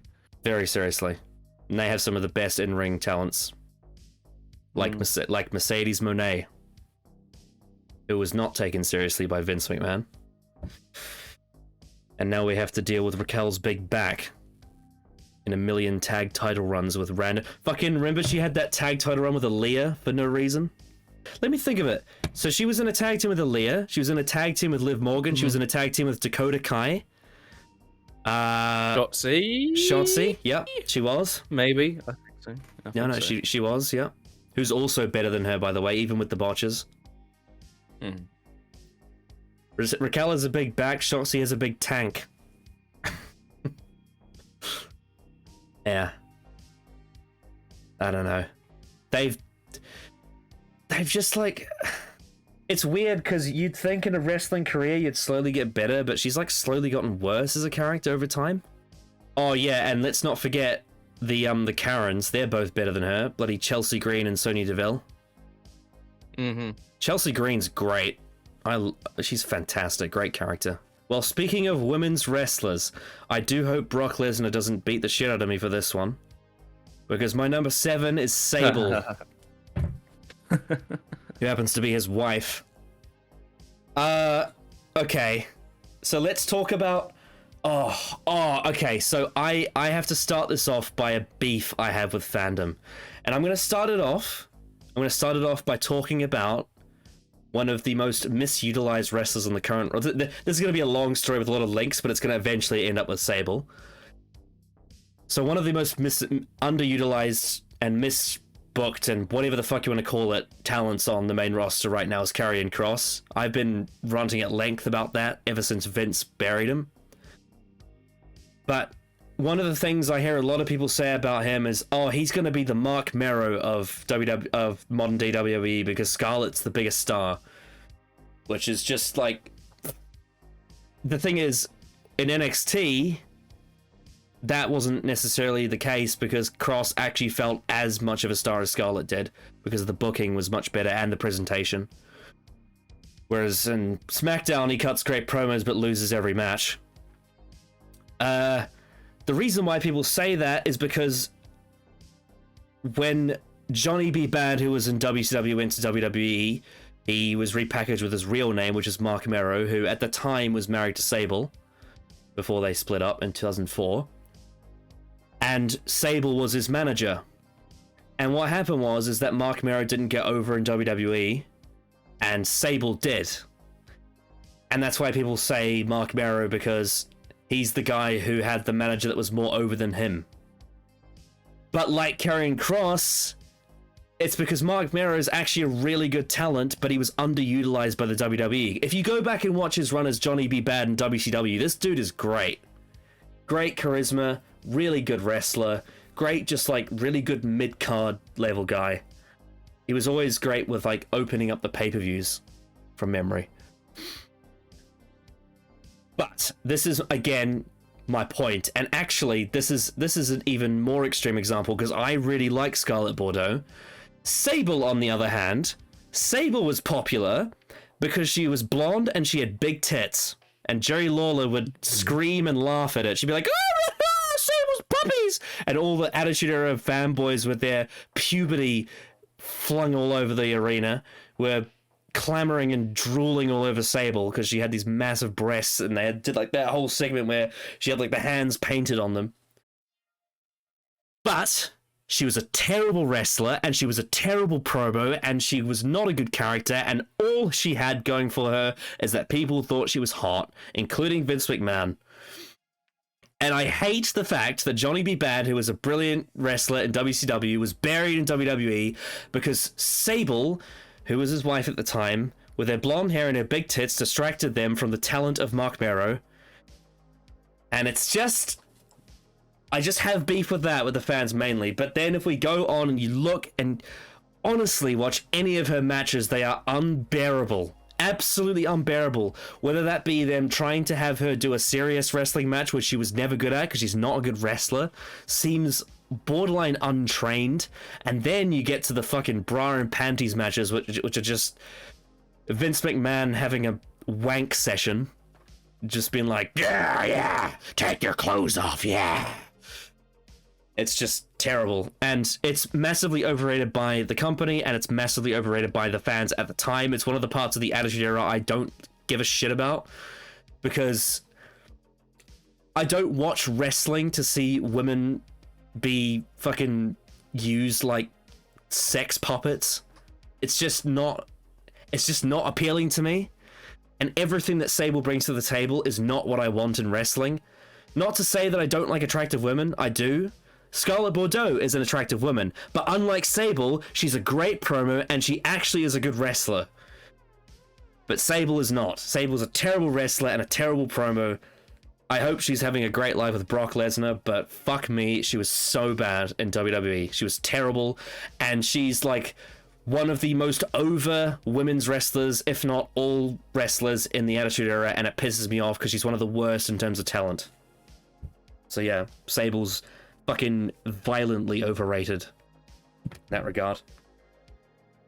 Who's your number 7? My number 7 is...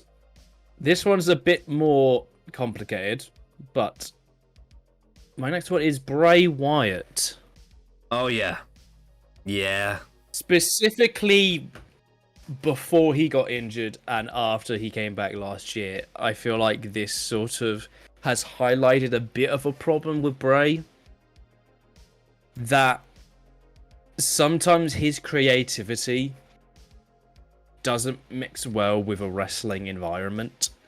And yeah, it's something that I feel like it's sort of gone away from how they've wanted to book Bray himself. It's sort of leaning away towards what made like the original Bray Wyatt character really good in terms of the presentation and sort of its motivation in comparison to, I think it's highlighted in this latest run, where it's trying to build lore to the point where it's so much lore, yet it doesn't ever build itself to something it's so fucking excessive. Yeah, it's excessive, and it never really seems to build to anything that improves the wrestling story it's a part of, nor the characters involved. Like, LA Knight got over in spite of that, really, of his feud with Bray Wyatt / Uncle Howdy, because that match was awful, utterly awful, and it's just. It highlights a big issue that you can have with Bray, where the creativity is over exceeding the wrestling and the story itself. And whether that was on Bray, whether that was on WWE, obviously we don't know. But it's sort of a warning of where Bray, when he eventually comes back, and hopefully he does, and hopefully he recovers well, where you can really take it the wrong way in terms of Bray's creativity and sort of the idea of stories they want to tell. And I hope that they don't go down that path and try to go back to more a traditional way of trying to build stories and characters and lore, where it actually benefits the people involved and the wrestlers involved, and we can sort of analyze it in a way that works, you know? Because the Uncle Howdy stuff was really, like you said, it's really excessive, and it just doesn't work. He's also one of the wrestlers. He's also one of the wrestlers that's had some of the most consistently bad booking over the years. From, I think I'd say, ever since the John Cena feud in 2014, he's just had so much bad booking.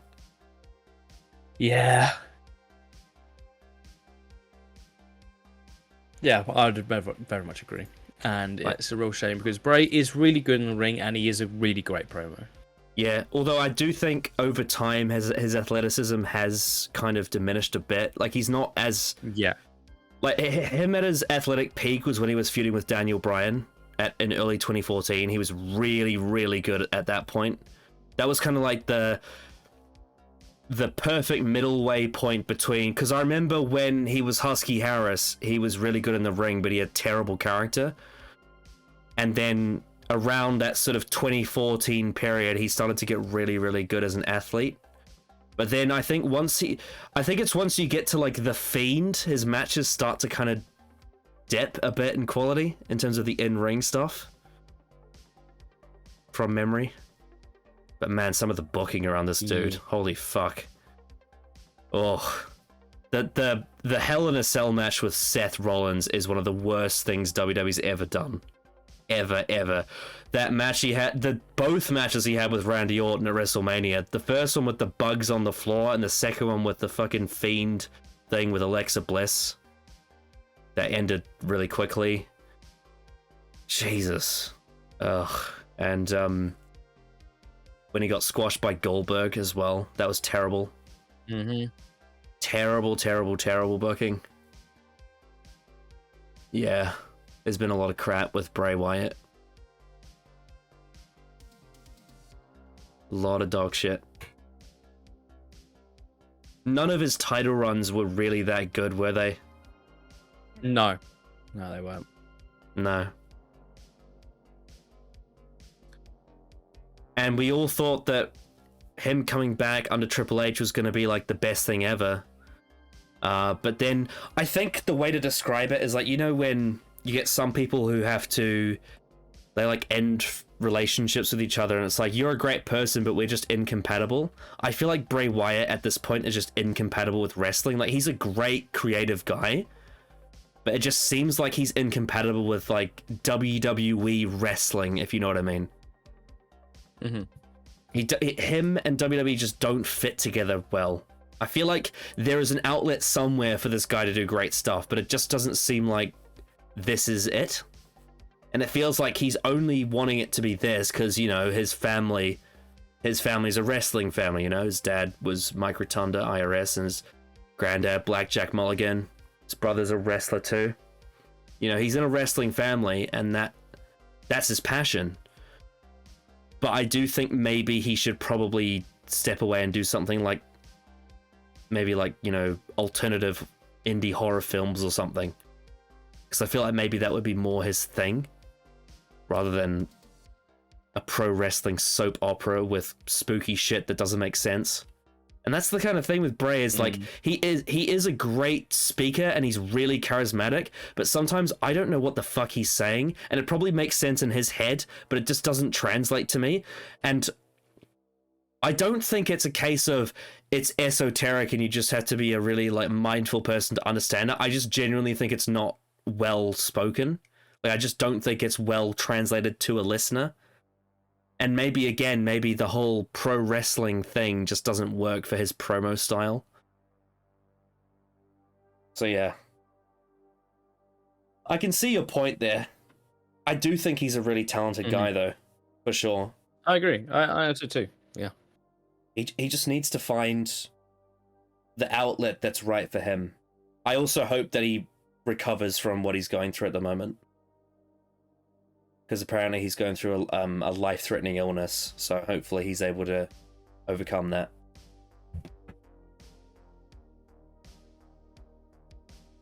So was that your number 7? It was. Okay, my number 8. Oh boy, this is a bit. It depends on what kind of fan you are, but within certain fan circles, especially on Twitter that I've seen, this is a massive hot take. My number 8 is the Bella Twins. Oh, that's very interesting, because I also have both of the Bella Twins, but separately. Okay, I'll put them together as one. I don't know if that's cheating or not, but I snuck them on. Yeah, because they did the whole Total Divas thing, which pushed them straight to the main event, especially Nikki Bella. And there's also a level of nepotism as well, because Brie is married to Daniel Bryan, and for a time, Nikki was dating John Cena, who was the top guy in the company. Yeah. And they have the whole twin magic gimmick. And Vince McMahon loved Nikki Bella when she got breast implants. No surprises there. Talking about Sable before, it's the same thing. But they're not good wrestlers. They're even worse promos. Holy fuck, their promos are unbearably cringe. The worst one is when they had that feud with each other in 2014, and Nikki Bella says, I wish you died in the womb. I wish you died in the womb! That's one of the worst line deliveries in wrestling. It's insanely bad. And the extremely awkward thing of they have a show called Total Divas right at the point when women's wrestling was starting to boom. So like, I remember during the first season of Total Divas, AJ Lee was champion, and she's like the polar opposite of that. And she cut the pipe bombshell on them. You know? You can walk around here with your high heels, but you'll never lace my Chuck Taylors. That's such a great promo. Yeah. AJ Lee was always better than those two. Always. Anyway. But, yeah, no. I mean, I remember their original run. They were back when the women's wrestling was at a real low point. And they actually did look identical to an extent. They used to do the twin magic thing. But, you know, a lot of the women's wrestling from like 2008 to 2012 was not very good anyway. So it probably wasn't as noticeable. But they were just kind of used as sort of eye candy for a lot of it. I remember they did that admittedly, there was that really funny segment they did with Daniel Bryan where they like were kissing lipstick on his cheeks, and it was hilarious. But that's because Daniel Bryan is so funny. That's because Daniel Bryan's a great comedic actor. But when they came back with the Total Divas thing, they fucking propelled those two to the absolute like legend status within women's wrestling. And especially like later on, it's like whenever they come back, it's like, oh, they're two of the all-time great women's wrestlers, and they're not. They're not. They had success on a reality show, but in the world of wrestling, no. no, they're not great wrestlers. They're terrible talkers.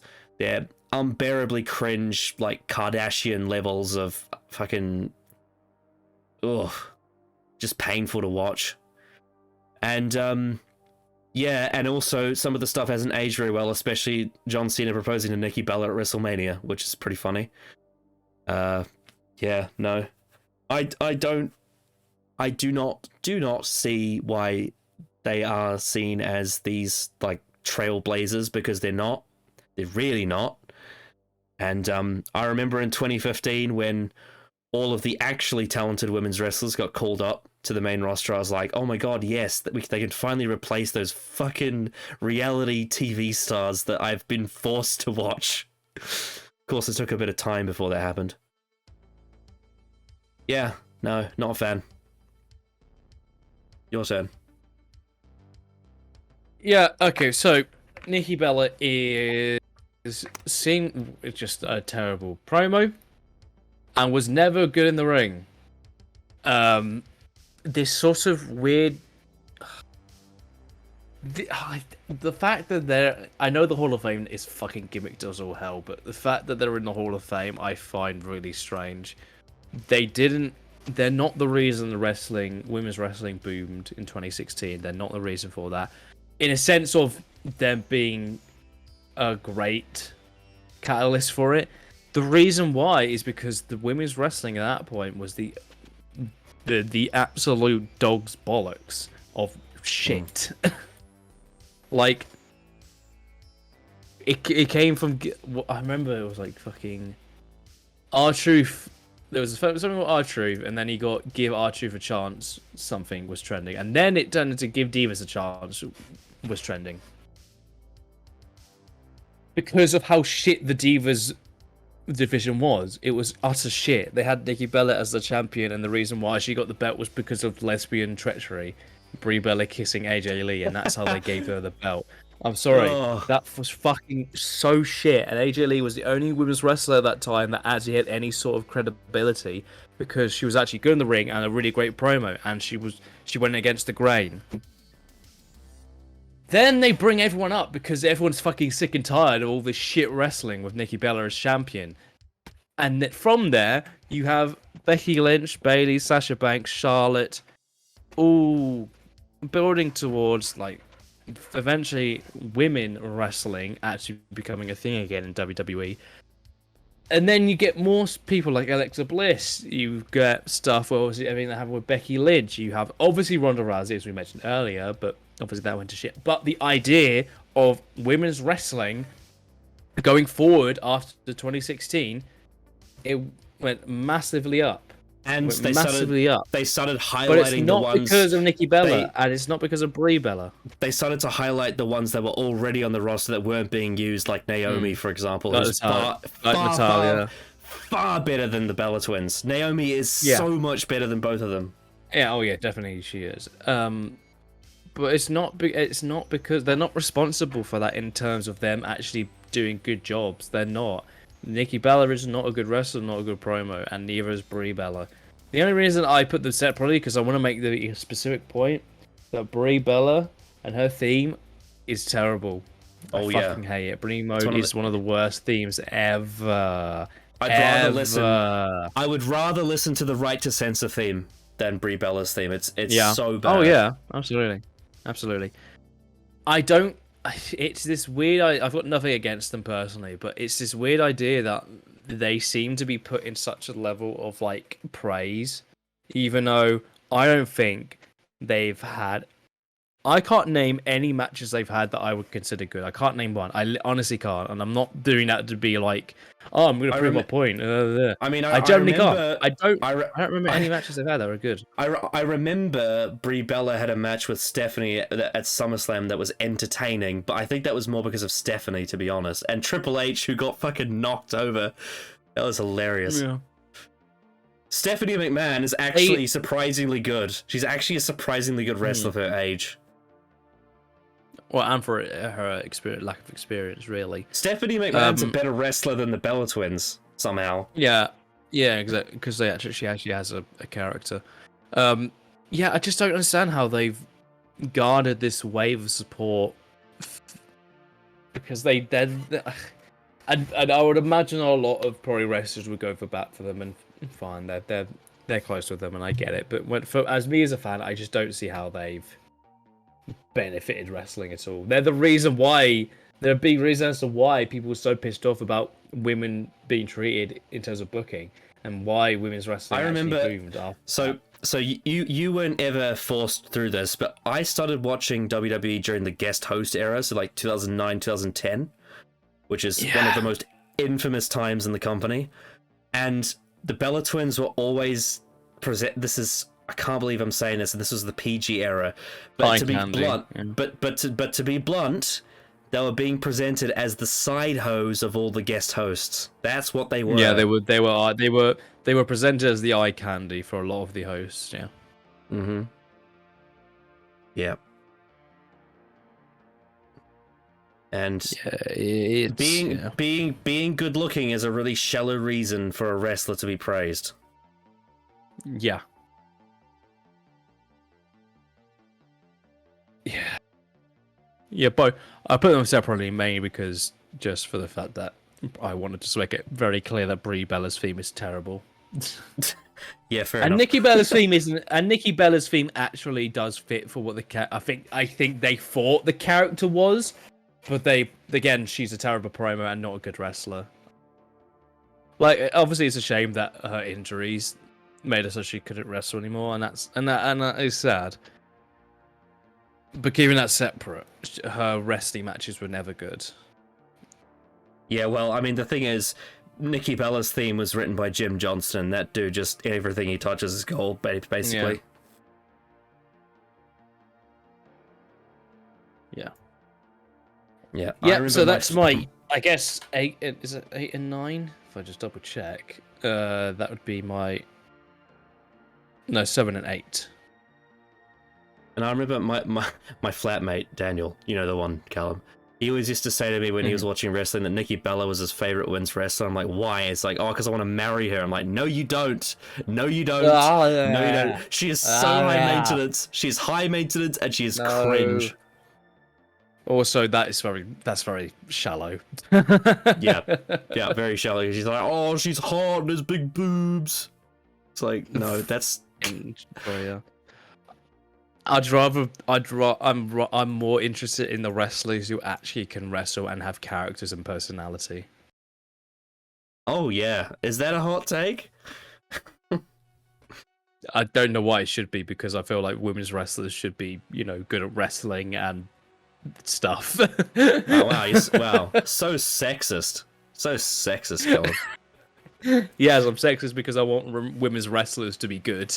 That's very. Wow, you want women? You want women to punch each other in the face instead of talk things out? What's wrong with you? Yes, because it's awesome. Because when it happens, it's great. Because women. Also, when women's wrestling is good, it's great.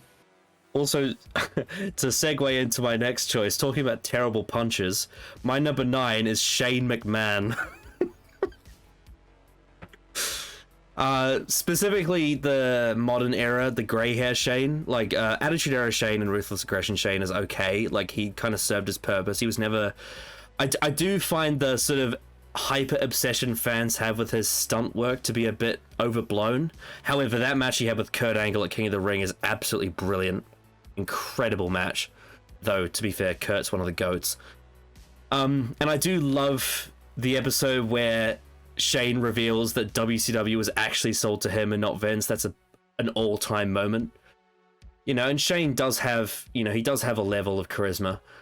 But the modern 2016 to now run of Shane is really, really, really bad. And I think it probably hit its apex when it got to that Saudi Arabia show when he beat Roman Reigns to be the best wrestler in the world, or wherever the fuck it was. And then, when he politicked his way into the Royal Rumble match, and that was crap. And then he came back at WrestleMania against bloody The Miz, and he tore his quad, which was absolutely hilarious.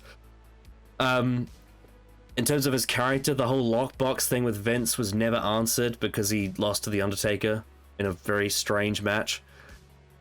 Yeah, I think he is overrated. I think in his modern run, he just gets so much. I don't know how to describe it.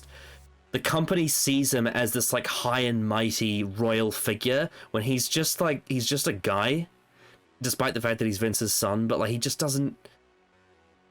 As a character, he's so just too much.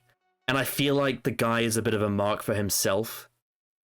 Like, he clearly thinks he's the man a lot of the times, which is so strange because when he started out as the SmackDown GM in 2016, it was all about the land of opportunity.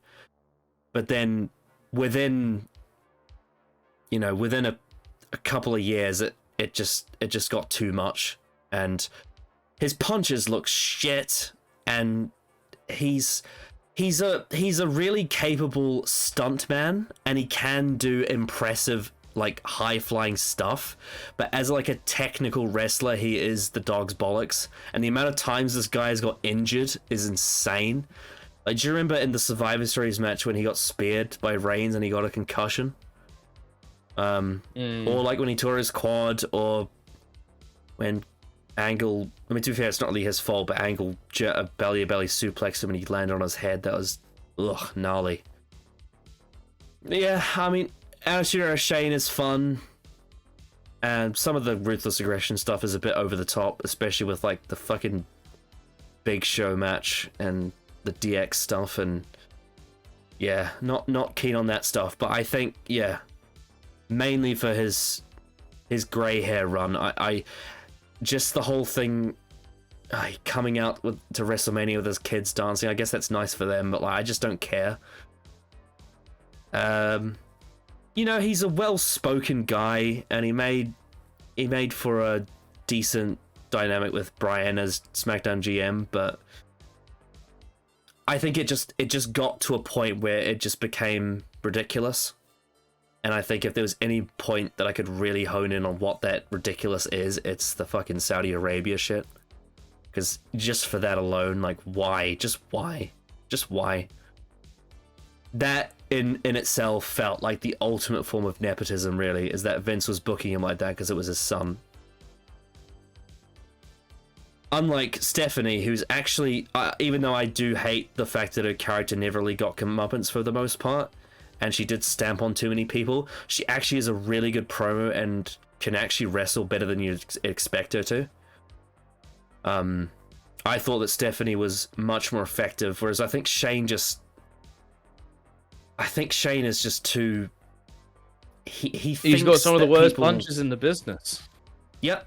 He thinks he's better than he is. And, yeah. When he came out at WrestleMania, I just laughed. And then when he tore his quad, I just laughed even harder. Even though that's quite a serious injury, but it is ironic in a way. So yeah, he is overrated. I don't like this narrative of like, oh, he's an amazing legend because he does these crazy stunts. I'm like, I don't know. There's more to wrestling than that.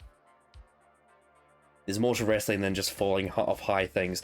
There's a reason why Mick Foley is great. It's not just because of the stunts, it's because he's a great wrestler, he's a great promo, he's charismatic, and he had a great character. And he could play different roles. He could do babyface and heel. He had Mankind, Cactus Jack, Dude Love, and he got over in every company, whether that be WCW, ECW, WWF. It wasn't just because of the stunts, it was because he had everything. Whereas I think Shane is more sizzle than he is steak. So yeah, that's why Shane's my number 9. Is that your number 9 or your number 10?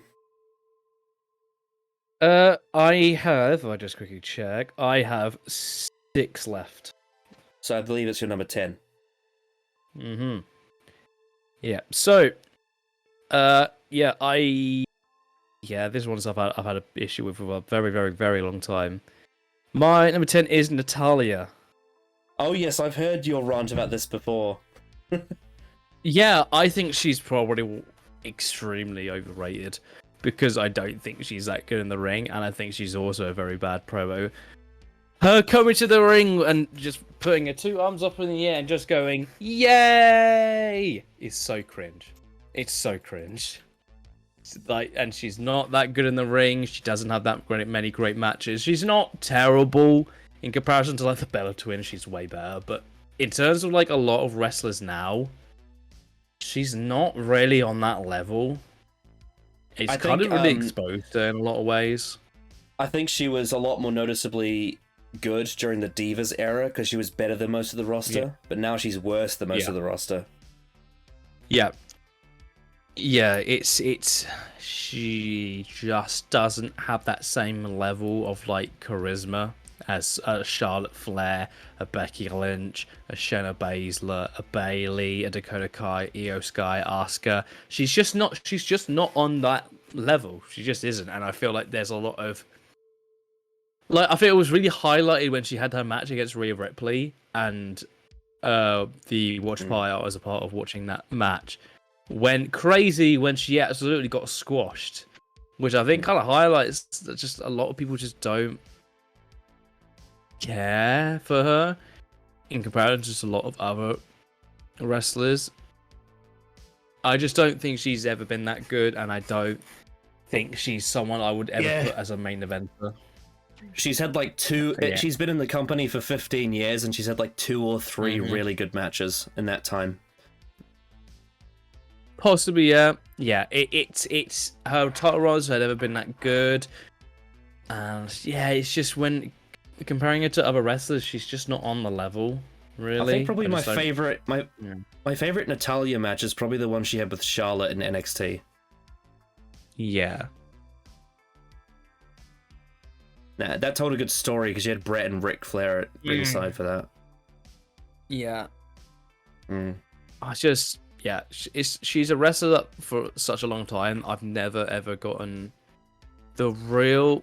Here's the thing, right? When comparing her to a lot of other wrestlers, she obviously isn't as popular as, as a Becky Lynch.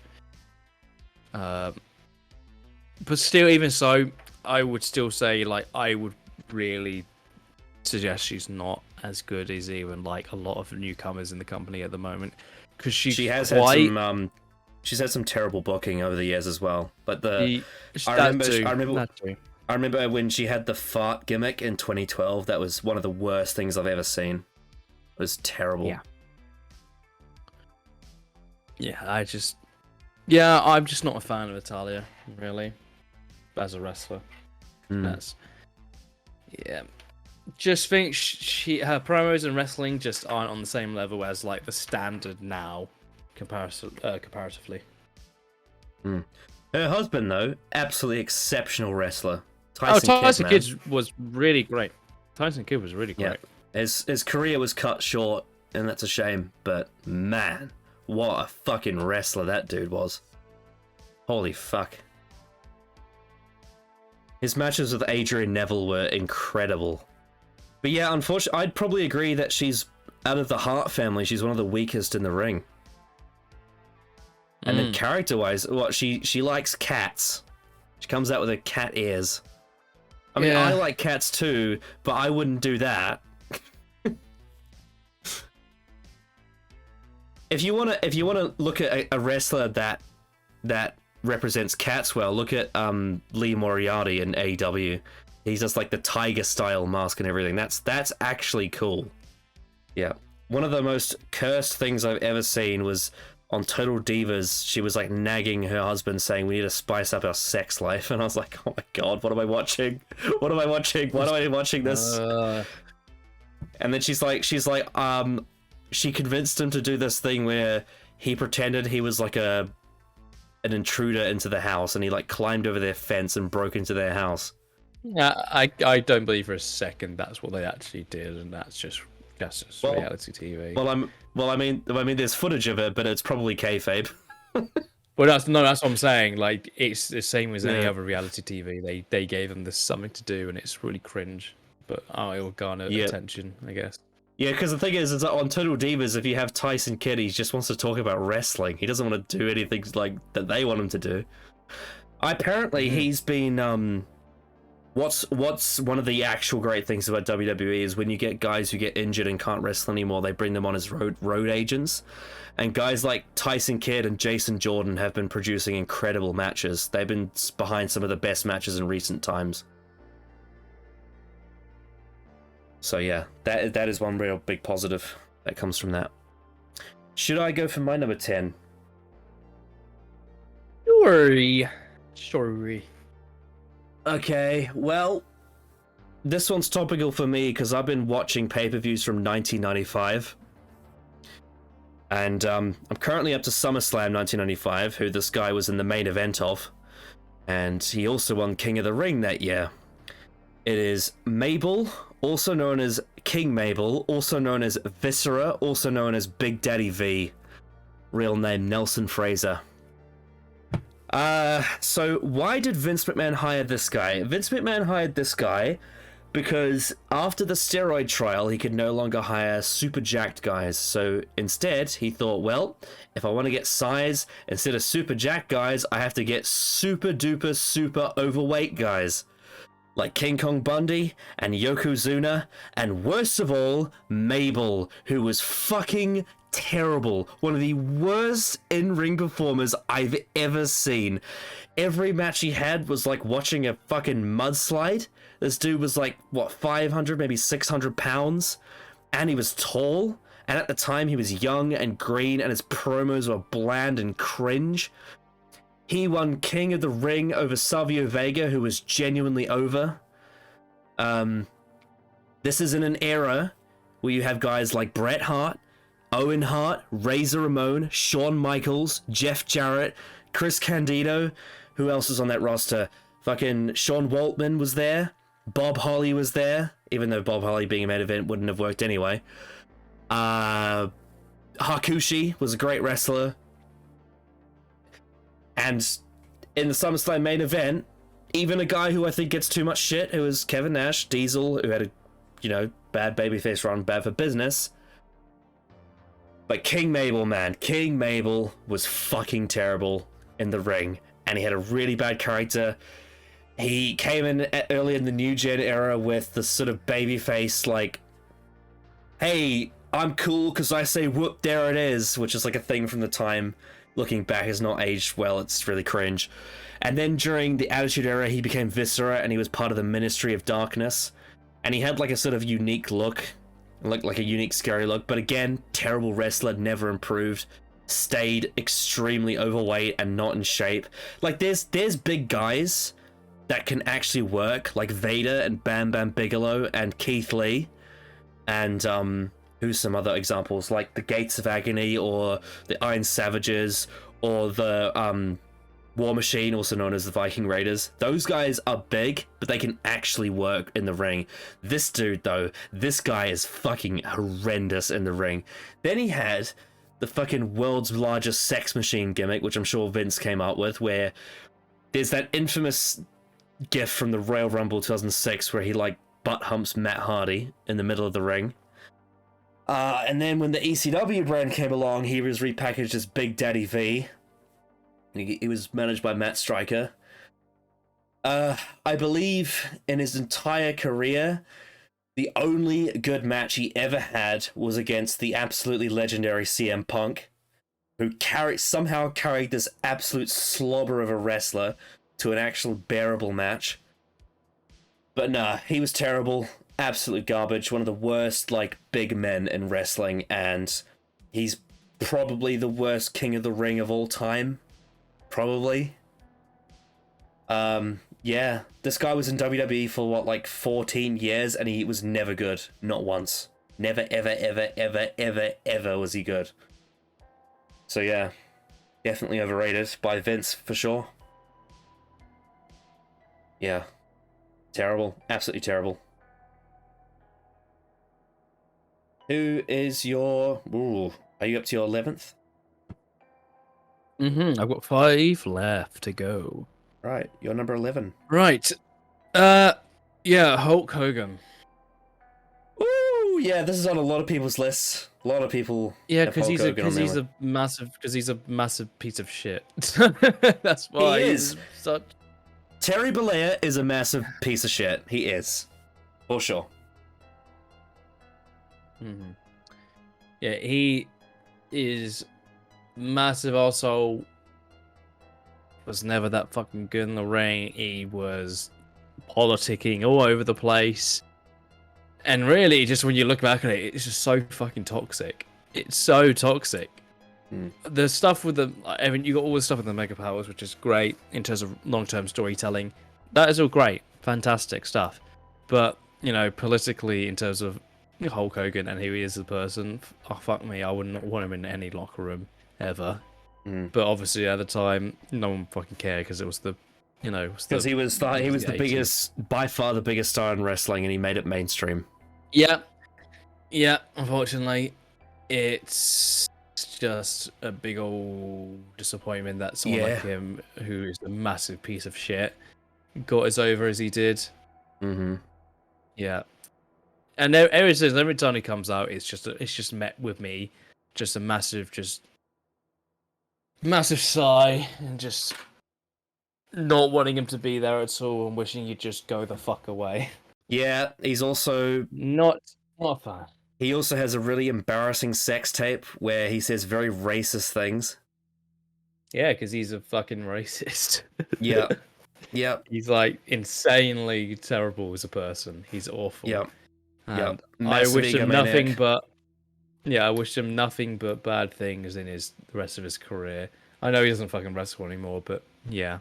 I just don't want him on my screen. So yeah, there's so much to dig into with that, because you've got all that doesn't work for me, brother, over the years.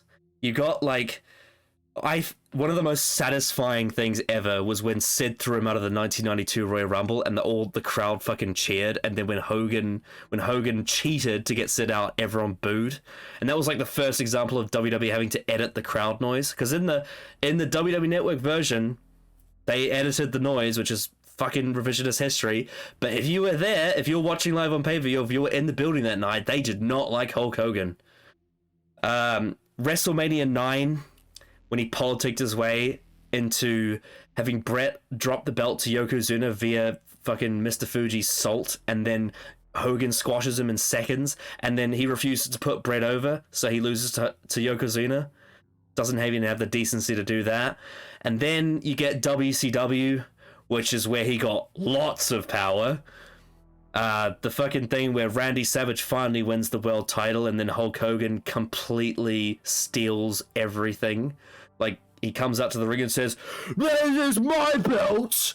You've taken away my belt!" And thankfully, they managed to course correct when they did the whole NWO angle, because Hollywood Hogan was much needed by 1996, because by then Hulk Hogan was stale as fucking bench bread.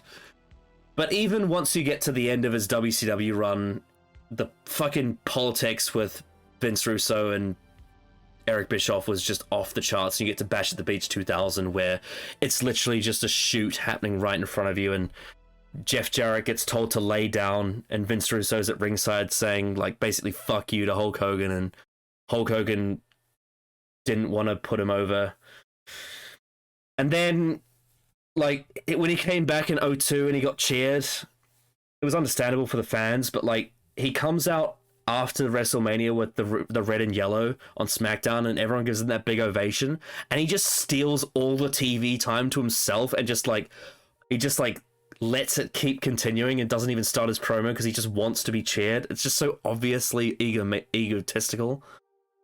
Oh my god. And then, like, the match with Shawn Michaels in 2005, where they were gonna agree, like, I'll win the first one, Shawn wins the second, and Hulk Hogan wins the third. And Hogan's like, that doesn't work for me, brother. Why don't I just win all of them? And so they only had one match, and Shawn Michaels oversold the shit out of every move and flopped around like a fish. It's one of the funniest performances ever. Yeah. And he beat Randy Orton in 2006, which didn't make any sense, because Randy Orton was the legend killer, and yet he couldn't kill Hulk Hogan. He couldn't kill Hulkamania, brother. And that isn't even at the end of it, because then you get to his TNA run, where he takes a company that was white hot and completely ruins it with his booking and his appearances, and has terrible matches with Ric Flair. Yep. And then he came back to WWE, and then he was exposed as a massive racist, and then he got brought back again, and they made him do childish shit with Titus O'Neil, which I don't understand. Yeah, I really like parts of Hulk Hogan's career, but he also has a lot of dog shit as well. His best work in the ring is in New Japan Pro Wrestling, which is no surprise because he was working with the Great Muta, where he actually tried. Whereas in a lot of the American stuff, he just couldn't be bothered because he knew that if he just taunted to the crowd, that they would cheer for him no matter what. Yeah. It's a tough one with Hogan because he's one of the most influential figures in the history of the business. And he does have charisma, and he does have some very important moments in wrestling history. Most of all, WrestleMania, his original title reign, and he was genuinely over. The Mega Powers, putting over the Ultimate Warrior at WrestleMania 6, and then, of course, the NWO and WCW. And the match with The Rock in 2002 is, the crowd was white hot for it. So he does have his place in history, but you are right in the fact that he's a piece of shit as a person. Like, Jesus Christ. Do you remember, like, he was posting photos on social media of his daughter who was, like, nearly almost naked at, like, the beach or something? I've heard of that, yeah, I've heard of that. Oh, God. Ugh. So disgusting. And then what is it, like his fucking reality TV show Hogan's Knows Best or something? Who cares? Who cares? And the amount of times that, oh my god, oh my god, oh my god. Oh, how could I forget about Starrcade 1997 when Sting, in the biggest match of his whole career, hadn't wrestled in 18 months. And they don't even put him over clean because of Hulk Hogan and his backstage politics. Ugh. He negotiated a fast count, and then there wasn't even a fast count. So it, like, genuinely made Sting look like he lost clean. Absolute bullshit. Absolute bullshit. Just put over Sting clean. He was the legitimately, outside of maybe Stone Cold Steve Austin, he was the hottest thing in wrestling at the time. And Hogan didn't even have the decency to put Sting over for the world title clean at Starrcade 97, which is WCW's equivalent to WrestleMania, and it was the most hyped WCW pay-per-view of all time. It had an 18-month build, a year and a half of the NWO and Sting disappearing and becoming the Crow. And all because of Hulk Hogan, they fucked it up. They fucked up the main event of the most important WCW show of all time. And then 3 months later, WWE puts the belt on Stone Cold, and the rest is history. So yeah. I can see your point of view on this one, despite the fact that I do like some of Hulk Hogan's stuff. Yeah. I think some of the best stuff with Hogan, a lot of it has to do with how characters around him react to him, because there's a lot of really good characters from that time. One of the best things about Hogan's career is Bobby Heenan on the commentary, like, always hating him as the heel commentator. And I recently watched Bash at the Beach 1994, which is when he debuted in WCW, and he had his match with Ric Flair for the world title. And I love the closing few minutes where the end is clearly nigh and he's hulking up on Flair. And I love Bobby Heenan's commentary where he's like, no, I beg you, I'll do anything, please stop, no, I can't watch this. Because Bobby Heenan's fucking great. My number 11. Oh, my number 11 is Nia Jax. Boo. Boom. Not like most girls. I'm not like most girls. I remember she was one of the only wrestlers to come through NXT Black and Gold that was, like, genuinely terrible. She's a really, really, really bad wrestler. She's not a good promo. She's really cringy as well. I remember her return at the Royal Rumble. It's just so... She's just not self-aware. She doesn't have, like, an ability to control herself. She just sort of does stuff. I think my favorite thing to ever come out of Nia Jax, it's weird saying it like this now, ugh, but it's that meme that it's all because of stupid Vince booking, but it's that meme of when she says, "My hole!" Which is just absolutely hilarious. But no, she's a really, really, really terrible wrestler, not a good promo, never a good character. Her booking was never really that good. She always injured people as well. She was dangerous to work with. Now, she did indirectly lead to Becky Lynch becoming the biggest thing in wrestling for a bit. But, yeah, no. I was never a fan of Nia Jax. I could see what they were trying to find in her, but they never got it. And, yeah, no, not a fan. Never was. Never will be. Apparently there's rumors she might come back, which I bloody hope not. Yeah, please no. Also, you know how they say that, like, she's The Rock's cousin? She's not The Rock's cousin. She's, like, The Rock's cousin by marriage or something. Yeah. And she's just cringe. She's just always cringe. Yeah, she is quite cringe. And even sometimes her presentation, like, I remember her early presentation, like, it just wasn't good.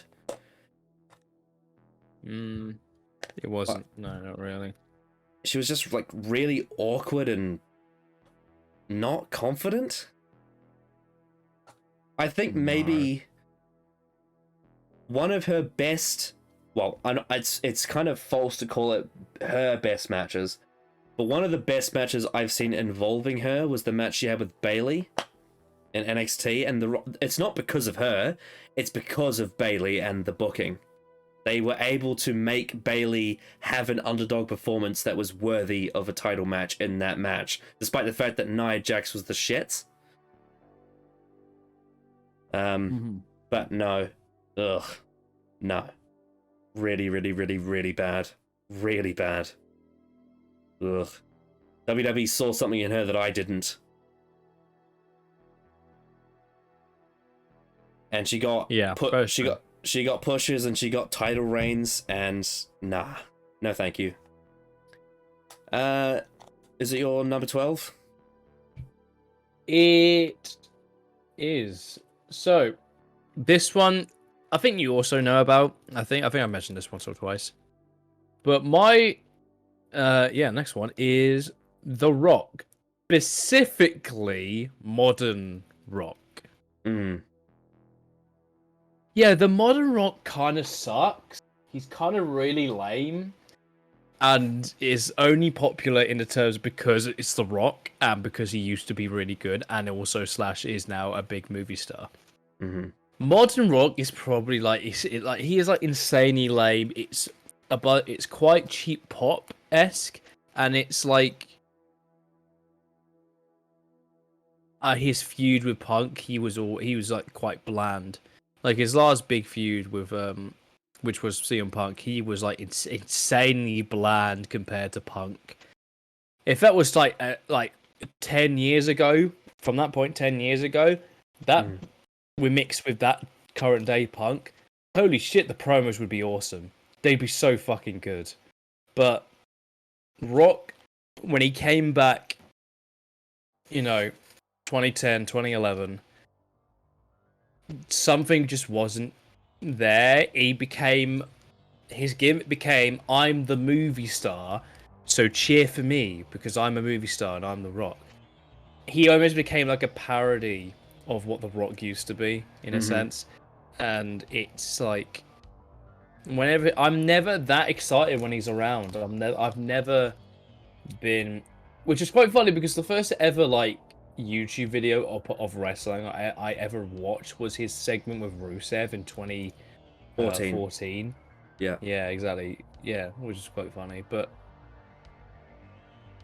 Rock now, in these last 10 years or so, I've always just not been that bothered about it. His stuff in WrestleMania 32 is absolutely diabolical. I hate it so much. I hate it. The whole entrance with the flamethrower and his name on fire, the long promo that was unnecessary, the fucking match with Eric Rowan and burying the Wyatt family. Awful. Absolutely awful. The whole thing. Yeah.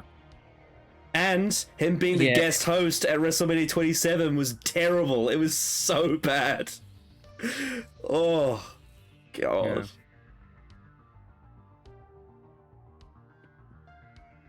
Just everything about it, these last, like, 10, 12 years, it just, I don't care. If he comes back and faces Roman, I'll sort of care, but more so for the sort of meta of it. I've never been really interested in a Roman Rock match, really, because I don't find Rock that interesting now. Yeah, I mean, I guess there's a story you could tell from it, but it wouldn't be The Rock that was the interesting part. Yeah. You absolutely could, but it's also mixed in with the fact that, obviously, me and you are quite big on stories and film and TV. He is in some of the worst films ever. Like, he is just in a lot of shit, and then he's not a good actor. Here's the thing with Rock, he's the big movie star there, but he is, like, not that good an actor. He's not better than Batista. Yeah, he's not better than John Cena.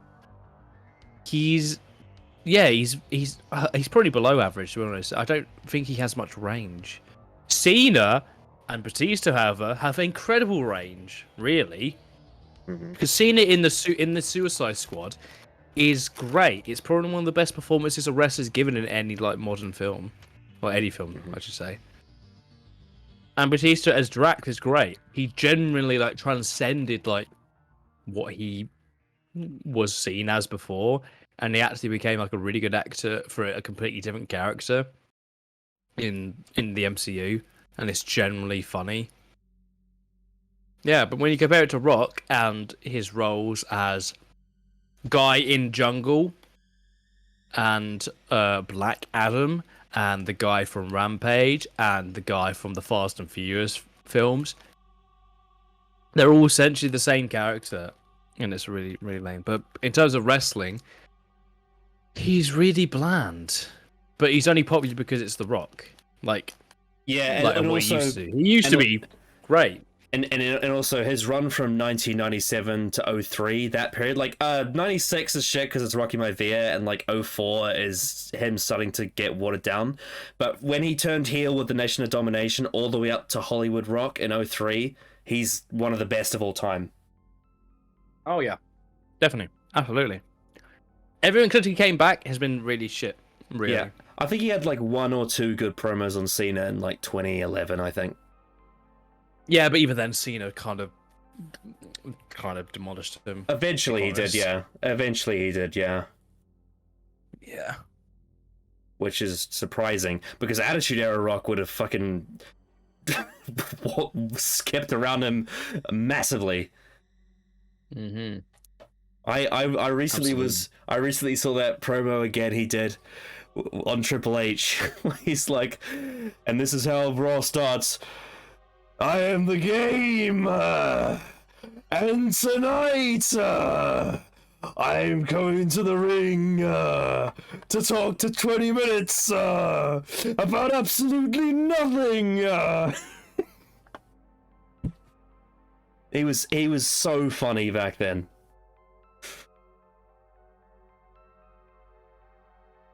Especially, I think my favorite version of The Rock was 2003 Hollywood Rock as heel.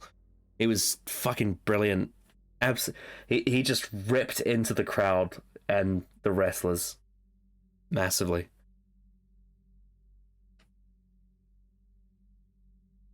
Yeah, modern Rock is very, very fucking lame. Yeah. Yeah, as soon as he went to Hollywood, he lost something. He just lost something. It's weird.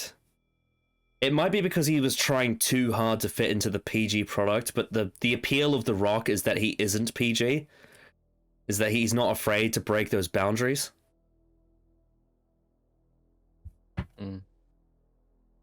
But I imagine it might be because he's like, oh, I need this. This needs to look good for my career, you know? It's just like, oh no. Yeah, And it was, yeah, everything to do with Black Adam was just really fucking funny.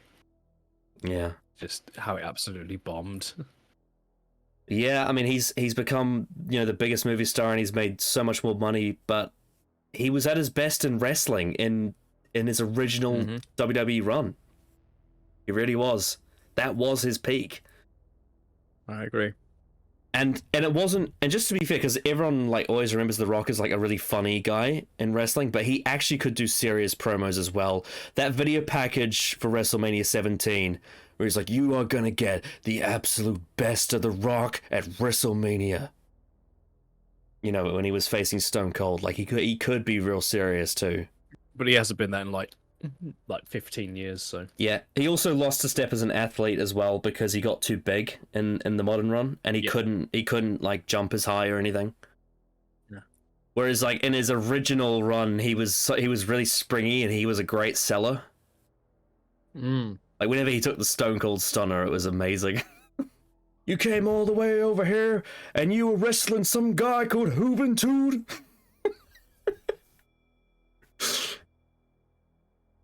Oh yeah, and they also in the modern run they relied too much on the catchphrases as well, which got really repetitive, and they watered them down too. Like he couldn't do any of his actual good ones. Oh, and speaking of bullying, because remember we talked about John Cena before, The Rock did a fucking guitar thing about Vicky Guerrero and bullied her during that run. Yeah, that was lame. Just, why does she need to be Vince's punching bag? I don't get it.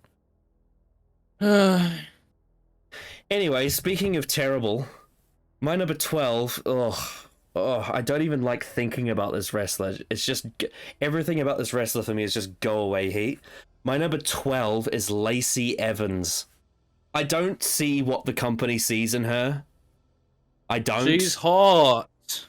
She's hot.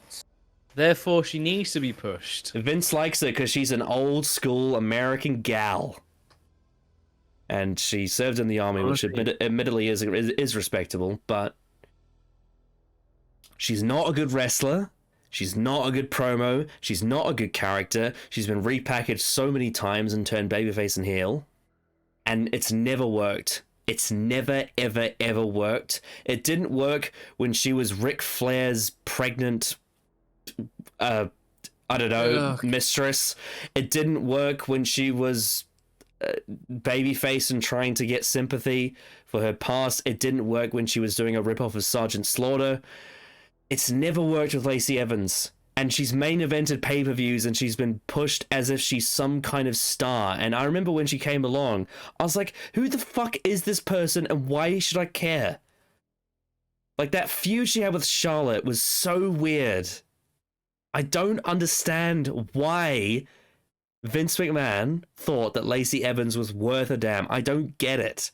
I don't understand what this company sees in this woman.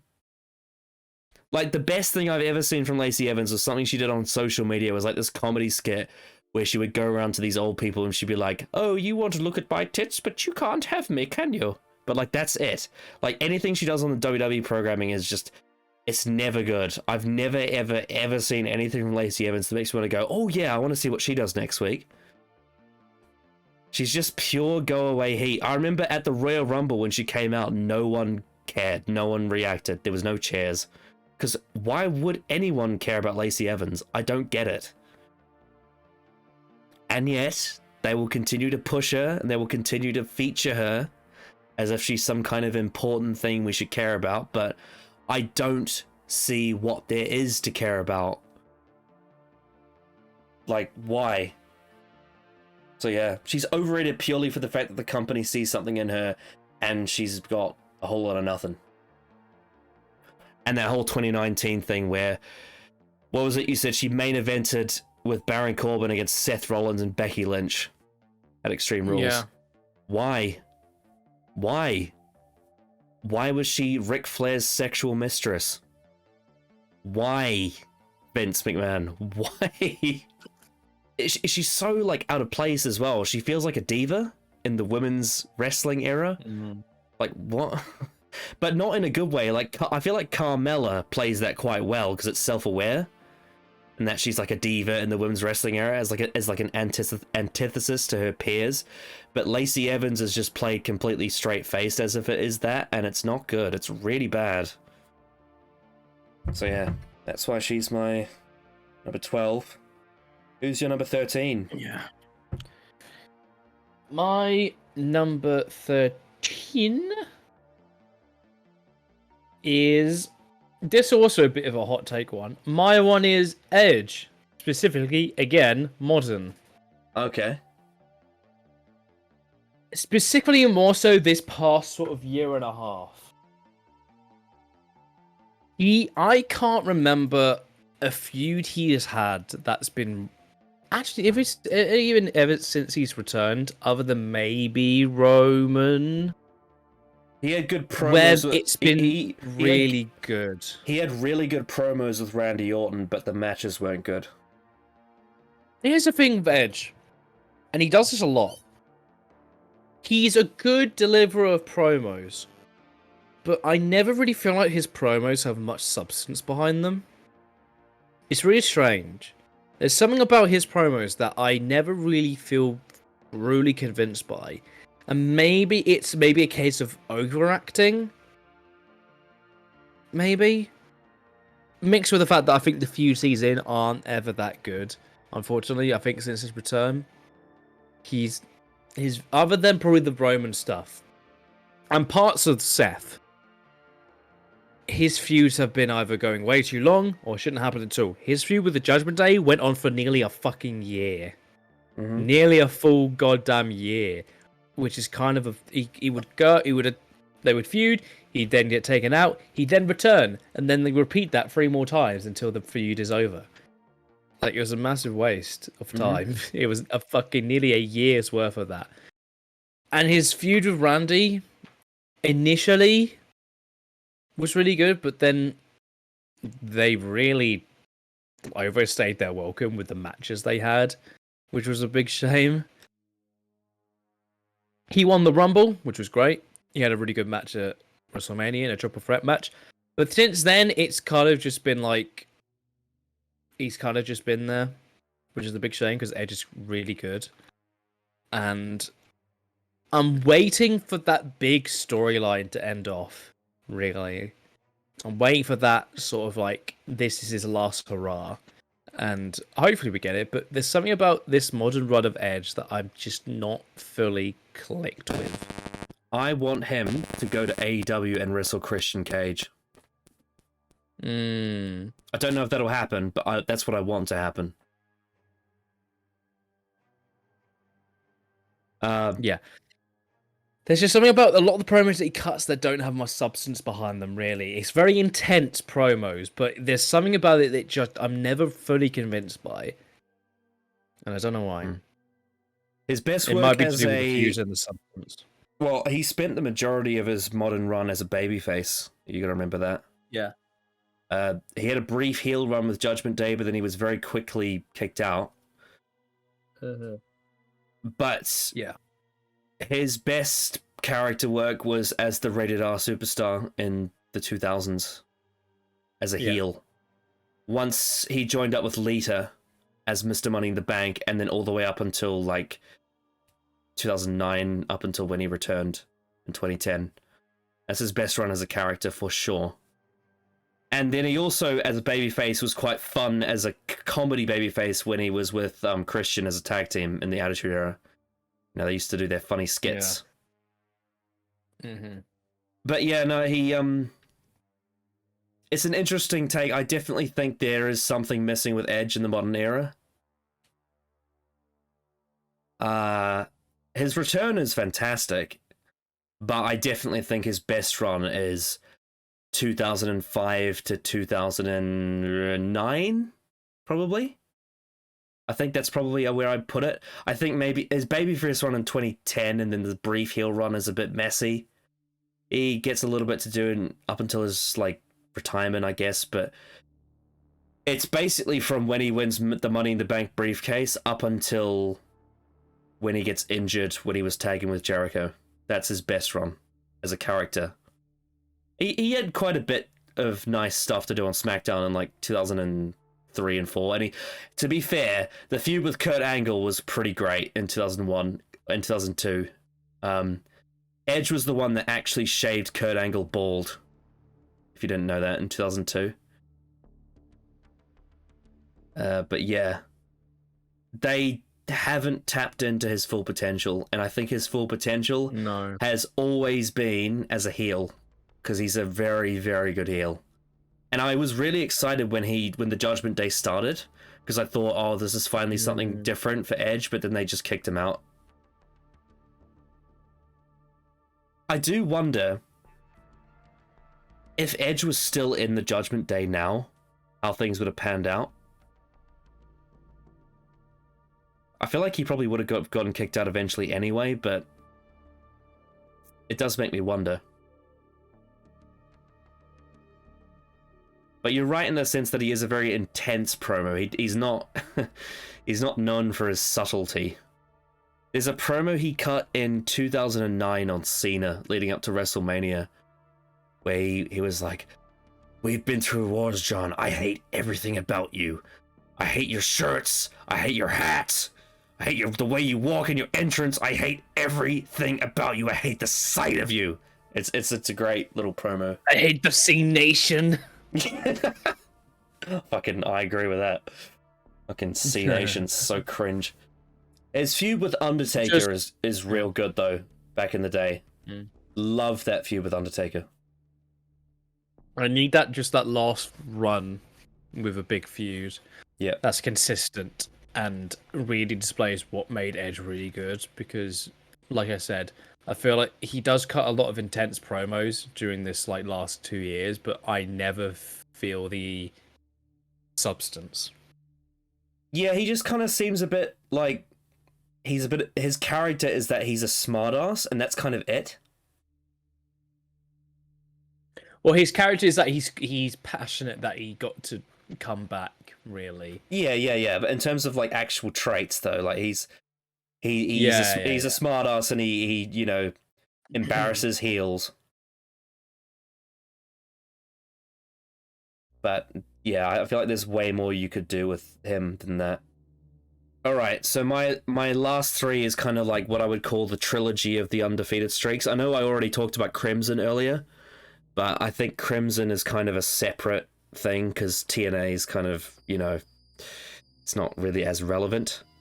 These 3 guys were in major promotions, and they all had big undefeated streaks. And they were all pushed very similarly. 2 of them are seen as legends. The last one is not so much, but we'll get to them at the end. Now, I will preface this. I do actually like some moments with this particular wrestler, but I'm speaking in terms of the bulk of their career as a whole and disregarding a couple of highlights. And I'm also talking about them as a human being because they were a piece of shit as a human being at points. My number 13 is the Ultimate Warrior. Mm-hmm.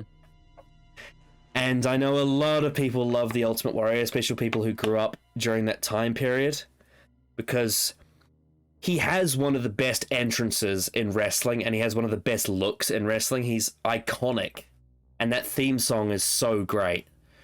And he has a really passionate, thing going about him.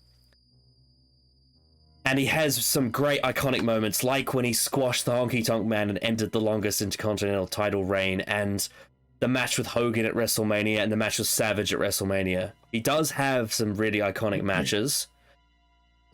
However, he was a terrible in-ring worker, and only got away with it either because he had squash matches or because of the booking. The Hogan match at Mania was booked by Pat Patterson, and he basically perfectly crafted, how can I get a great match out of these 2? His promos were really intense, but they were nonsense. They were absolute nonsense. They never made sense. He would just blurt out random bullshit. And for all the good stuff, he also had a lot of really bad stuff too. Like the squash match with Triple H at WrestleMania is fucking awful. He no-sells the pedigree and then immediately beats him. a lot of his moves look really, really sloppy, and part of that is because he was so fucking loaded on steroids. His WCW run is absolutely diabolical when he was like in fucking Hogan's mirror, like scaring him. Yeah, and he was known for his backstage politics as well, and all like he had a lot of fights with Vince, and like the way he would like return and then go away immediately, and just a lot of really terrible matches. And he wasn't that great as WWE champion, honestly, either. Yeah, and it's funny because he came into wrestling at the same time as Sting, but as talent, they couldn't be more different. Ultimate Warrior is like the definition of like style over substance, flash in the pan wrestler who is ultimately actually really shit at the core, whereas Sting's longevity has shown that this guy is so good, and he has been that good for many years. He still, to this day in his 60s, has the charisma to actually get people invested, even if physically he's buggered. And the Ultimate Warrior, despite the fact of what they will tell you about, oh, the Warrior Award, and he is so inspirational, he's actually a massive piece of shit as a person. He like publicly... He was back in the day, yeah. Yeah, he like publicly said like really homophobic things. Like really homophobic things. He was a massive backstage politicker. There's multiple accounts of wrestlers talking about how terrible he was to them in the back. Yeah, he was as bad as Hogan. Maybe not quite as powerful, but in terms of his like sheer pettiness for backstage politics, he was on that level. And yeah, he was a real piece of shit and a really, really terrible in-ring worker. And his appeal is basically his energy. Like, he has a really cool entrance, and he has this like intense aura, and he has a great look, but that's it. And he had a few like really iconic matches in his time, but I don't think the Ultimate Warrior holds up as a whole, really. I mean, like, the Honky Tonk Man's a squash match. The Hogan match was booked by Pat Patterson, who's a legitimate genius. And in the third match that I mentioned, he was carried by Randy Savage, who's one of the best of all time. So, there you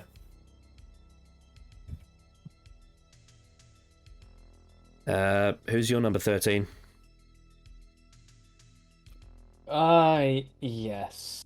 No, I've got two left. All right. So, who's your number 14? This one might be probably the hottest take. And you might disagree with it. My number 14 is actually Britt Baker. Oh, ooh, okay. I would agree to an extent, but I don't think it's all her fault. Yeah. I would say this last year has been a really bad, like, calendar year for Britt. Okay, I'm going to say whenever she's a baby face, she's overrated. Yes. So that includes 2019, and that includes this last year. Yeah. This last year has been really bad for Britt. Yeah. It's something... Because here's the thing with Britt. I don't think she's a fantastic promo. I think she's a decent promo. And I think she's a good wrestler.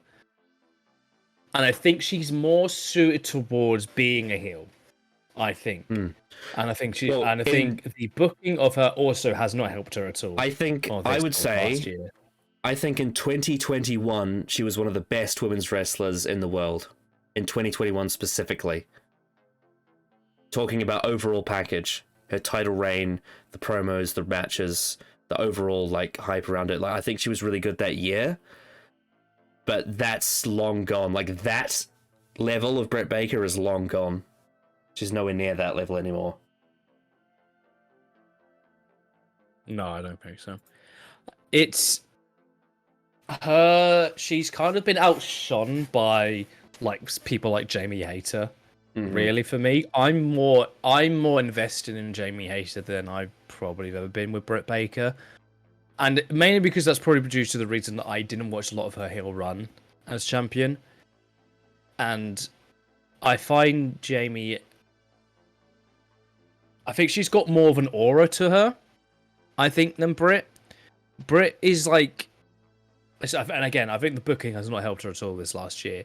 It makes her seem quite dull in comparison to Jamie, I think. Obviously, the iconic match she had where blood dripping down her face with the, claw fitment submission, it's that is probably definitely at her peak, and I think they need to get back to that sort of character with Britt. She works at her best with Thunder Rosa and with Chris Statlander. Those are her best feuds. Mm. Yeah, meanwhile with Jamie, I feel like she's got so much potential, Jamie. I think she is incredible in the ring. Really has that really great smug Britishness to her that a lot of British wrestlers have.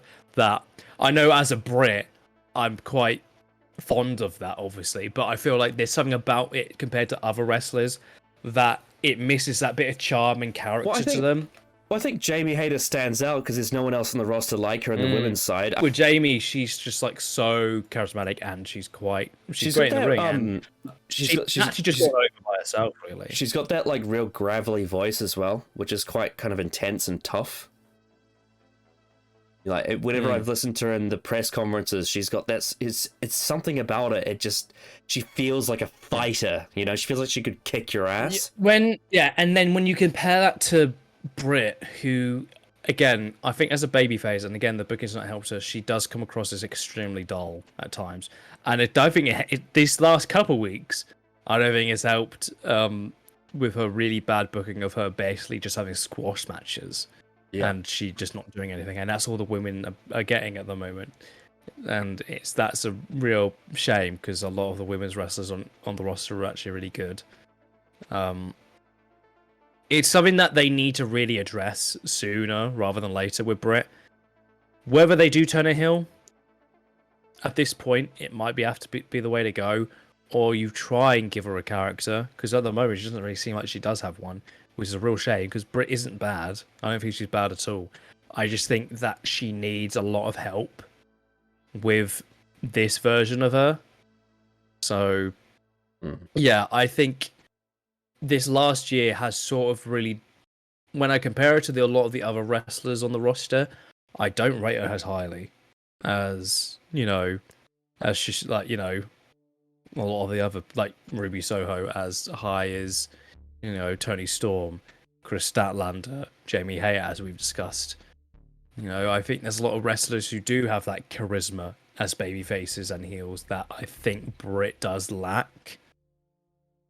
Like when I look back on that promo she has with Ruby Soho, I found myself more invested in Ruby than Britt. There's something about Britt that, and maybe it's her delivery, and that isn't quite as convincing. I would just point out though that Ruby Soho is one of the best female promos in wrestling. Yes, I agree. I do agree with that. I think Ruby is great on the mic. But just looking at Britt specifically, there's something about her delivery that just, and it's not awful. Don't get me wrong, it's not awful. But it's when I do compare it to, like the top tier of the AEW roster, she is just slightly below that for me. And it's just that maybe it's mixed in with the lack of babyface character she has. Yeah, especially right now. I have a feeling hold her back slightly. I do think that it's highly possible that Tony Khan sees her with rose-tinted glasses. Number one, because they're really good friends. So his connection to Britt is a lot stronger than ours because he's spent more time with her than we have as a person. And secondly, because she draws a lot of money, and that probably means a lot to him. She is definitely a big star when it comes to actual like ratings and merchandise and fan support and stuff. Like she is I guess an attraction would be a word to use, but there's a lot of people who know who she is and talk about her and want to see her matches and stuff. So she definitely has star power, but in terms of the actual meat of her character, she's fallen off for sure since her peak run when she was champion.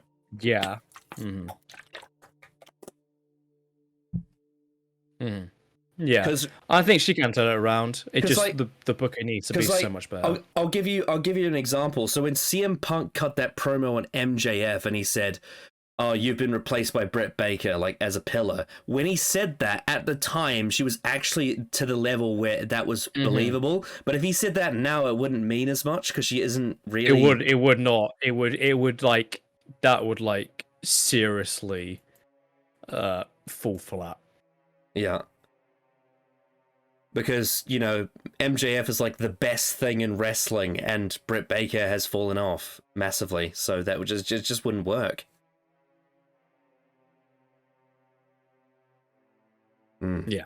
I definitely think she is good at some things, though. She's really good at catching the camera. Which I notice that's something that Chris Jericho has stolen from her. He started doing it. He loves to steal things, that man.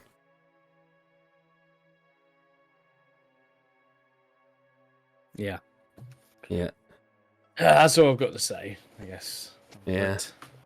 I think a lot of people turned on her when they did the All Access show because they did that whole thing of her and like Thunder Rosa and her like bitching about Thunder Rosa's title reign. And people really didn't like her after that. The Thunder Rosa stuff has not helped. I don't think at all. It's really not helped. Yeah. And I think I don't particularly care for Thunder Rosa as a promo necessarily, but I do really like her as a wrestler. I don't know much about her. Like, apparently some people believe she has backstage issues, that she's a bit of a problem, but... That's always the rumor, of course. Yeah, that she's a carny. Ah, well. If she does wrestle again, it'll probably be on Collision. Where all the bad kids go to the naughty corner with CM Punk. Alright, so to continue my trilogy of squash match wrestlers, we have the one who I think is probably the best one of the three, especially when he was in his prime in the late 90s. But I think as a whole, when you look at... So I need to split this a bit because his first like 2 years in WCW were incredible because of how he was booked. But especially because of his WWE run, I think he's one of the most overrated of all time, and that's Goldberg. So Goldberg, much like the Ultimate Warrior, it's all in the presentation. He is one of the best like looks in wrestling, and obviously Ultimate Warrior was very much of his time, like the over-the-top WWF 80s cartoon stuff. Goldberg was right for, you know, the Attitude Era in WCW, and he had that. He has one of the, like, genuinely one of the best entrances of all time. The way he comes from the back and in that music, that dun, dun, dun, dun, dun, and the fact that he has these security guards to stop him from doing too much damage. Good presentation. Really good, like impeccable, and like the way he breathes in the smoke from his pyro and sniffs it out like a bull. And the squash, he's one of the best at squash, like in his prime when he was still young. He's one of the best at squash matches I've ever seen. The way he would just demolish guys. And genuinely, his match with DDP at Halloween Havoc is actually brilliant. It's a really, really, really good match. It's probably the best one he ever had.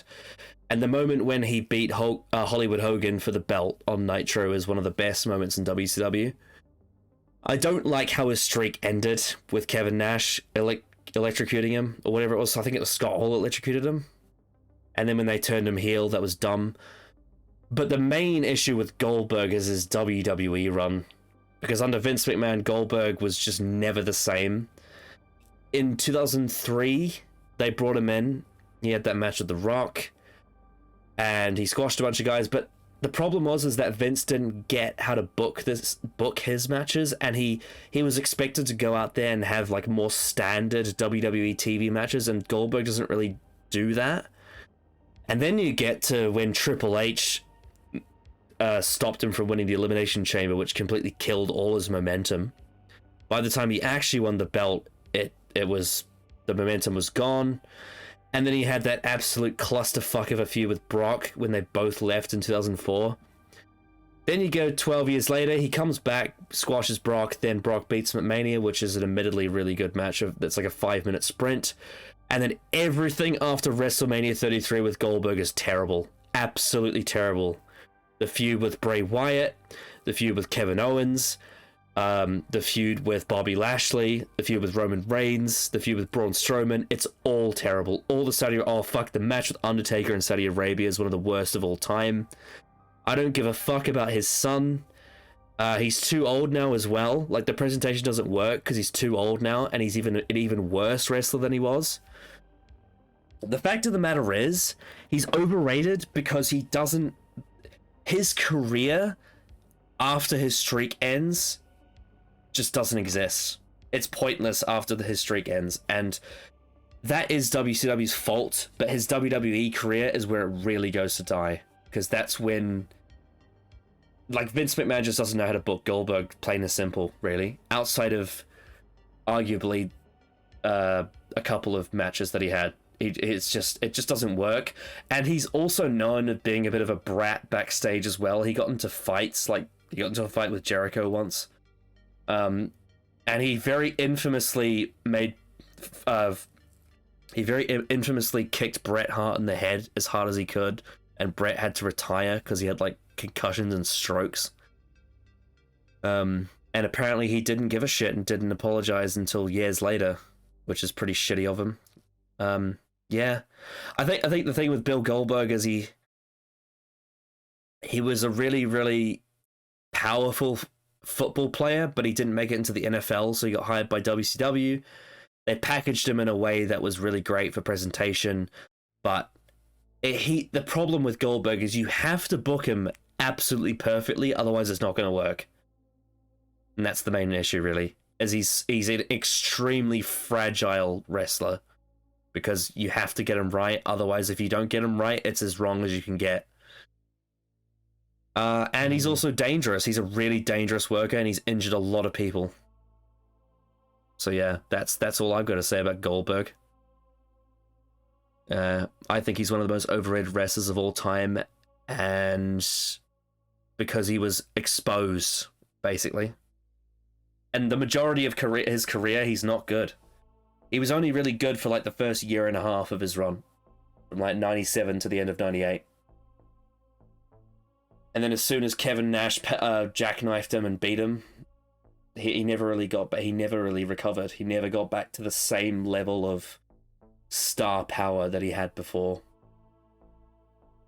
So yeah, that's why Goldberg is my number 14. Who is your last choice, number 15? My final pick is another, I'd say, piece of shit. My last pick is JBL. Oh dear. Yeah, again, similar to Hogan, he was less so racism, but he notably was very famous for being quite a piece of garbage backstage and making everyone feel very uncomfortable and really holding up that standard at the time of wrestlers, you know, the whole wrestlers court, that sort of thing, all those and also stories you hear. In the ring, he did all the hazing, like the chair shots to the head, the amount of concussions he gave people. Yeah, he nearly fucking killed Eddie Guerrero. Eddie Guerrero made him bleed like he wanted to kill him. He very much was. He's a decent promo. He's decent in the ring. He's got a really good finisher, but fucking hell, he is a massive piece of shit. He's so awful. And he's such an arsehole. He's a terrible commentator. I hate him on commentary. Terrible commentator. His commentary of the Sting Triple H match is unforgivable. It's unforgivable. Mm-hmm. Yeah. It's just not good. I just don't like the guy. He also has me blocked on Twitter as well, which is quite funny. He's had me blocked on Twitter for years. Yeah. But yeah, I've never liked him. I've never been a fan. And yeah, the fact that I had to endure him for years as a commentator was, oh god, those God, he was annoying on commentary. But yeah, as a wrestler, he also was just a massive piece of shit. His WWE title reign is also seen as the point when SmackDown like dipped in quality as well. Yeah, I mean he held it for a year, so yeah. Until he got beaten by John Cena. John Cena. Yeah. Have you seen much of his stuff before he was JBL? Like New Gen. I watched I watched like half of like 99 Raw, and yeah, it's just a lot of APA stuff where they're just arseholes, and that's the gimmick. Yeah. Yeah, he came in the New Gen era as Justin Hawk Bradshaw. He was basically a redneck who had a big clothesline. Clothesline from hell. And then you had the acolytes of the Ministry of Darkness, and then you had the APA drinking beers and doing stuff like that. Then he became JBL. He became a stock trader. And he was basically a rip-off of the $1 Million Man, except the difference is that the $1 Million Man was way fucking better. And I'm surprised that, I mean, technically Andre sold it to him, but Ted DiBiase deserved to be WWE champion, not JBL. Because Ted DiBiase was a better promo, a better character, and a better wrestler, and this was in like the 80s. So yeah. Yeah, I would agree. He's not on my list. I think he was close to it, but I think for me, he gets enough heel heat to where I can give him a pass. Although, I don't like how when CM Punk won the world title, his first feud was with JBL. Like, you can do better than that. SummerSlam 2008 had a lot of like major matches on it, but the fact that they had to endure the world title matches of CM Punk versus JBL and Triple H versus the Great Khali. It's just like, why? Yeah. Yeah. Remember when they brought him back briefly as Baron Corbin's manager? They did do that for a bit, and it was, yeah. Yeah. All right. Well, let's wrap this up with my last choice, my number 15, the third in the trilogy of the squash match wrestlers, and by far the worst of the three. He's an even shitter version of Goldberg. It's Ryback. Oh god, when I start with Ryback. Oh man, so he was Skip Sheffield. Yup, what'd do? He was in NXT, and then he was in the Nexus, and he got injured. He was a big meathead. And then he came back in 2012 as Ryback. And like Goldberg and like the Ultimate Warrior, he had squash matches. They smartly paired him with a lot of like, he did like handicap matches with like small guys. And then he started to wrestle big guys. And he did the whole feed me more thing and the meat hook clothesline and the shell shocked. And then the moment that it all comes crashing down is when they have him challenge CM Punk for the WWE title at Hell in a Cell, which was way too early. And it completely killed everything that he had going for him. And then the next 4 years after that is just a fucking plummet of disaster after disaster after disaster. Terrible feuds, terrible matches, terrible promos. He's so just like, he's just so lame. Like his personality is so lame, and he's so memeable in a bad way, and his in-ring style got stale so quickly. Because the difference between, like, the thing with Goldberg is Goldberg was genuinely a really good athlete as an NFL player, and his spear is incredible. And his high impact moves actually look great, and his entrance is so good. It's the same thing with like the Ultimate Warrior, his entrance is so good.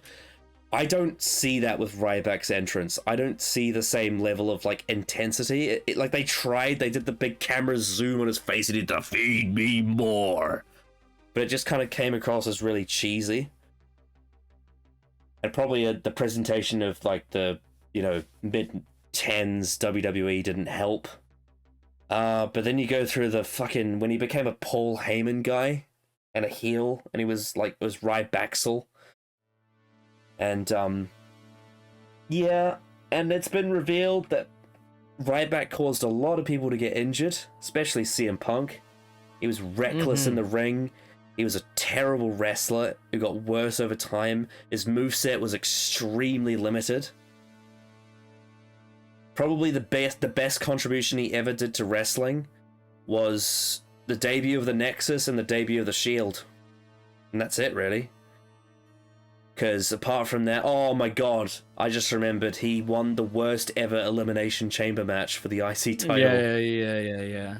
Thankfully, though, he lost it to Kevin Owens not long after. Yeah, the one belt he won in WWE, and it was in one of the worst matches I've ever seen. Yeah, and then ever since he's left WWE, he's just been a massive tryhard. Weirdly, he got his meme of him eating crisps is like kind of in the mainstream. Weirdly, I see that a couple times. He is meme worthy for sure, and he has like a really like the thing is Ryback has a cheesy, cartoonish look, and I can absolutely see why Vince McMahon liked him for that, because he does have a look that when you see him on TV, you're like, oh, he looks like a big cartoon character. But nah, he was shit. Ryback was shit. Shit promos, shit matches, shit characters, stale as all hell, and he never got over in the right way. Like, there was a hype around him when he had an undefeated streak, but he just never got over in the way that you would want someone like him to get over. And he seems like a big, massive spoon of a human being. He's not like he doesn't seem to be like immoral like some of the other people on the list, but he's not like drunk driving or racist or anything, but he's just so annoying and cringe. I remember there was a poll on Twitter where he's like, which company should I go to? And the answer everyone said was like, you should just retire and not wrestle again. Retire, yeah. Yes, please. Yeah. And I don't have much good to say. I remember when he was first in 2012 when he was doing the squash matches, I was into him because it was kind of cool to watch him just sort of do his thing. But as soon as he actually had to go and be a proper wrestler, it was just so shit. And he's one of the reasons why CM Punk quit. So he has a lot to answer for.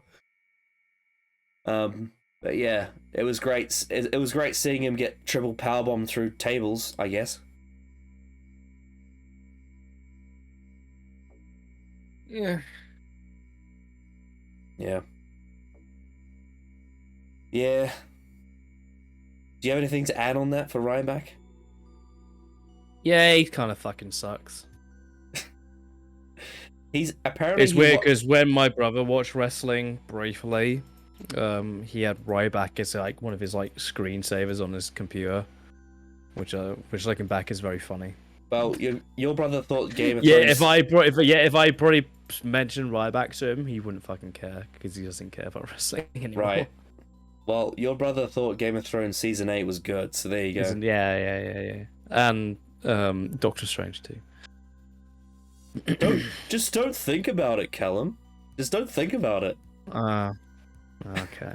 You're so critical. Oh wow! Now that I don't think about it, it all makes sense. Why can't you just enjoy it? It reminds me of a joke from Yu-Gi-Oh! Abridged on YouTube where they I think it was during season 4. It was like, this season doesn't make sense. And it's like, oh, just don't think about it. And it's like, wow, all these conveniences suddenly make sense. Funny. Yeah. So, yeah, there's 15 overrated wrestlers. Yeah, that was fun and probably controversial. Although... Just slightly. Although I honestly don't know anyone who would come to defend Lacey Evans. Does she actually have fans? Probably somewhere. No. Probably old men. I don't know. Vince McMahon and Ric Flair, apparently. Yes. Yes, because she's blonde, hot, and very American.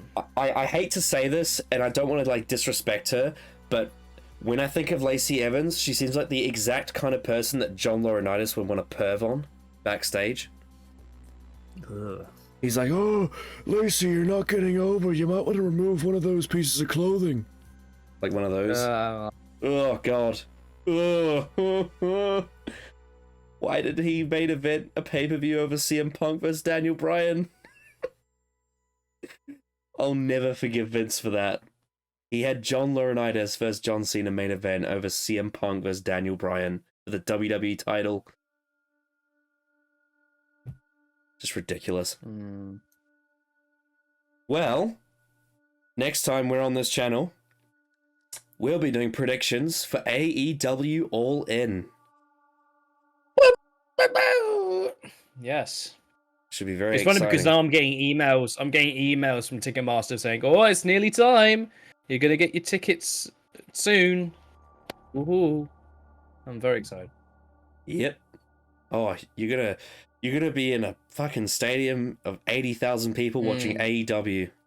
That's. And I've got to work at 8 a.m. the next morning, so I'm gonna be sleepy. Well, I believe the kickoff starts at 5 p.m. your time, I think. Yeah, imagine it'll go to like 10, 11.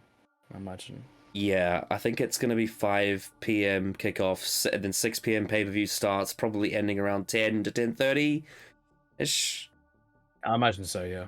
Yeah, but It's gonna be quite the journey back home. I know some people might think the taglines are pretentious, but like genuinely, you are gonna be part of history.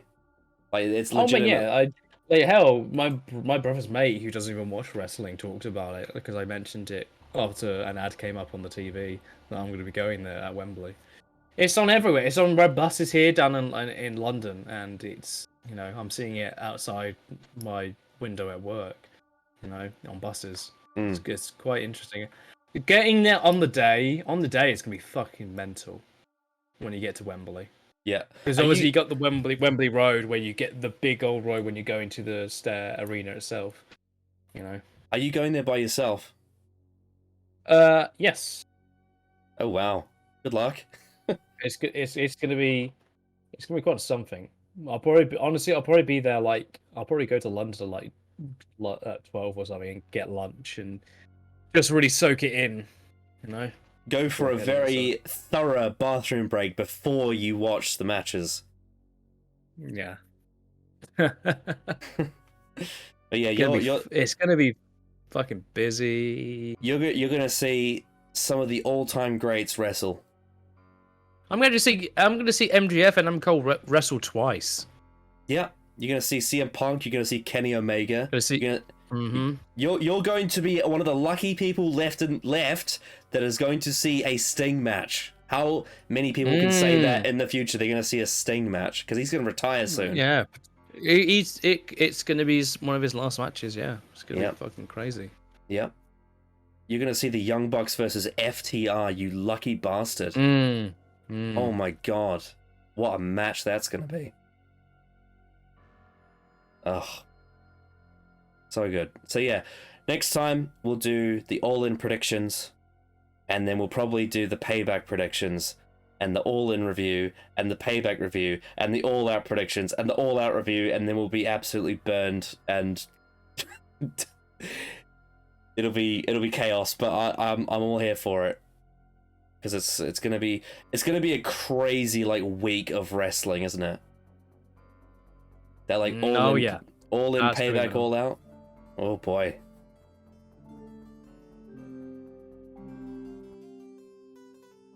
Yeah, good shit. Yeah, boy. Anyway, thank you all for joining us.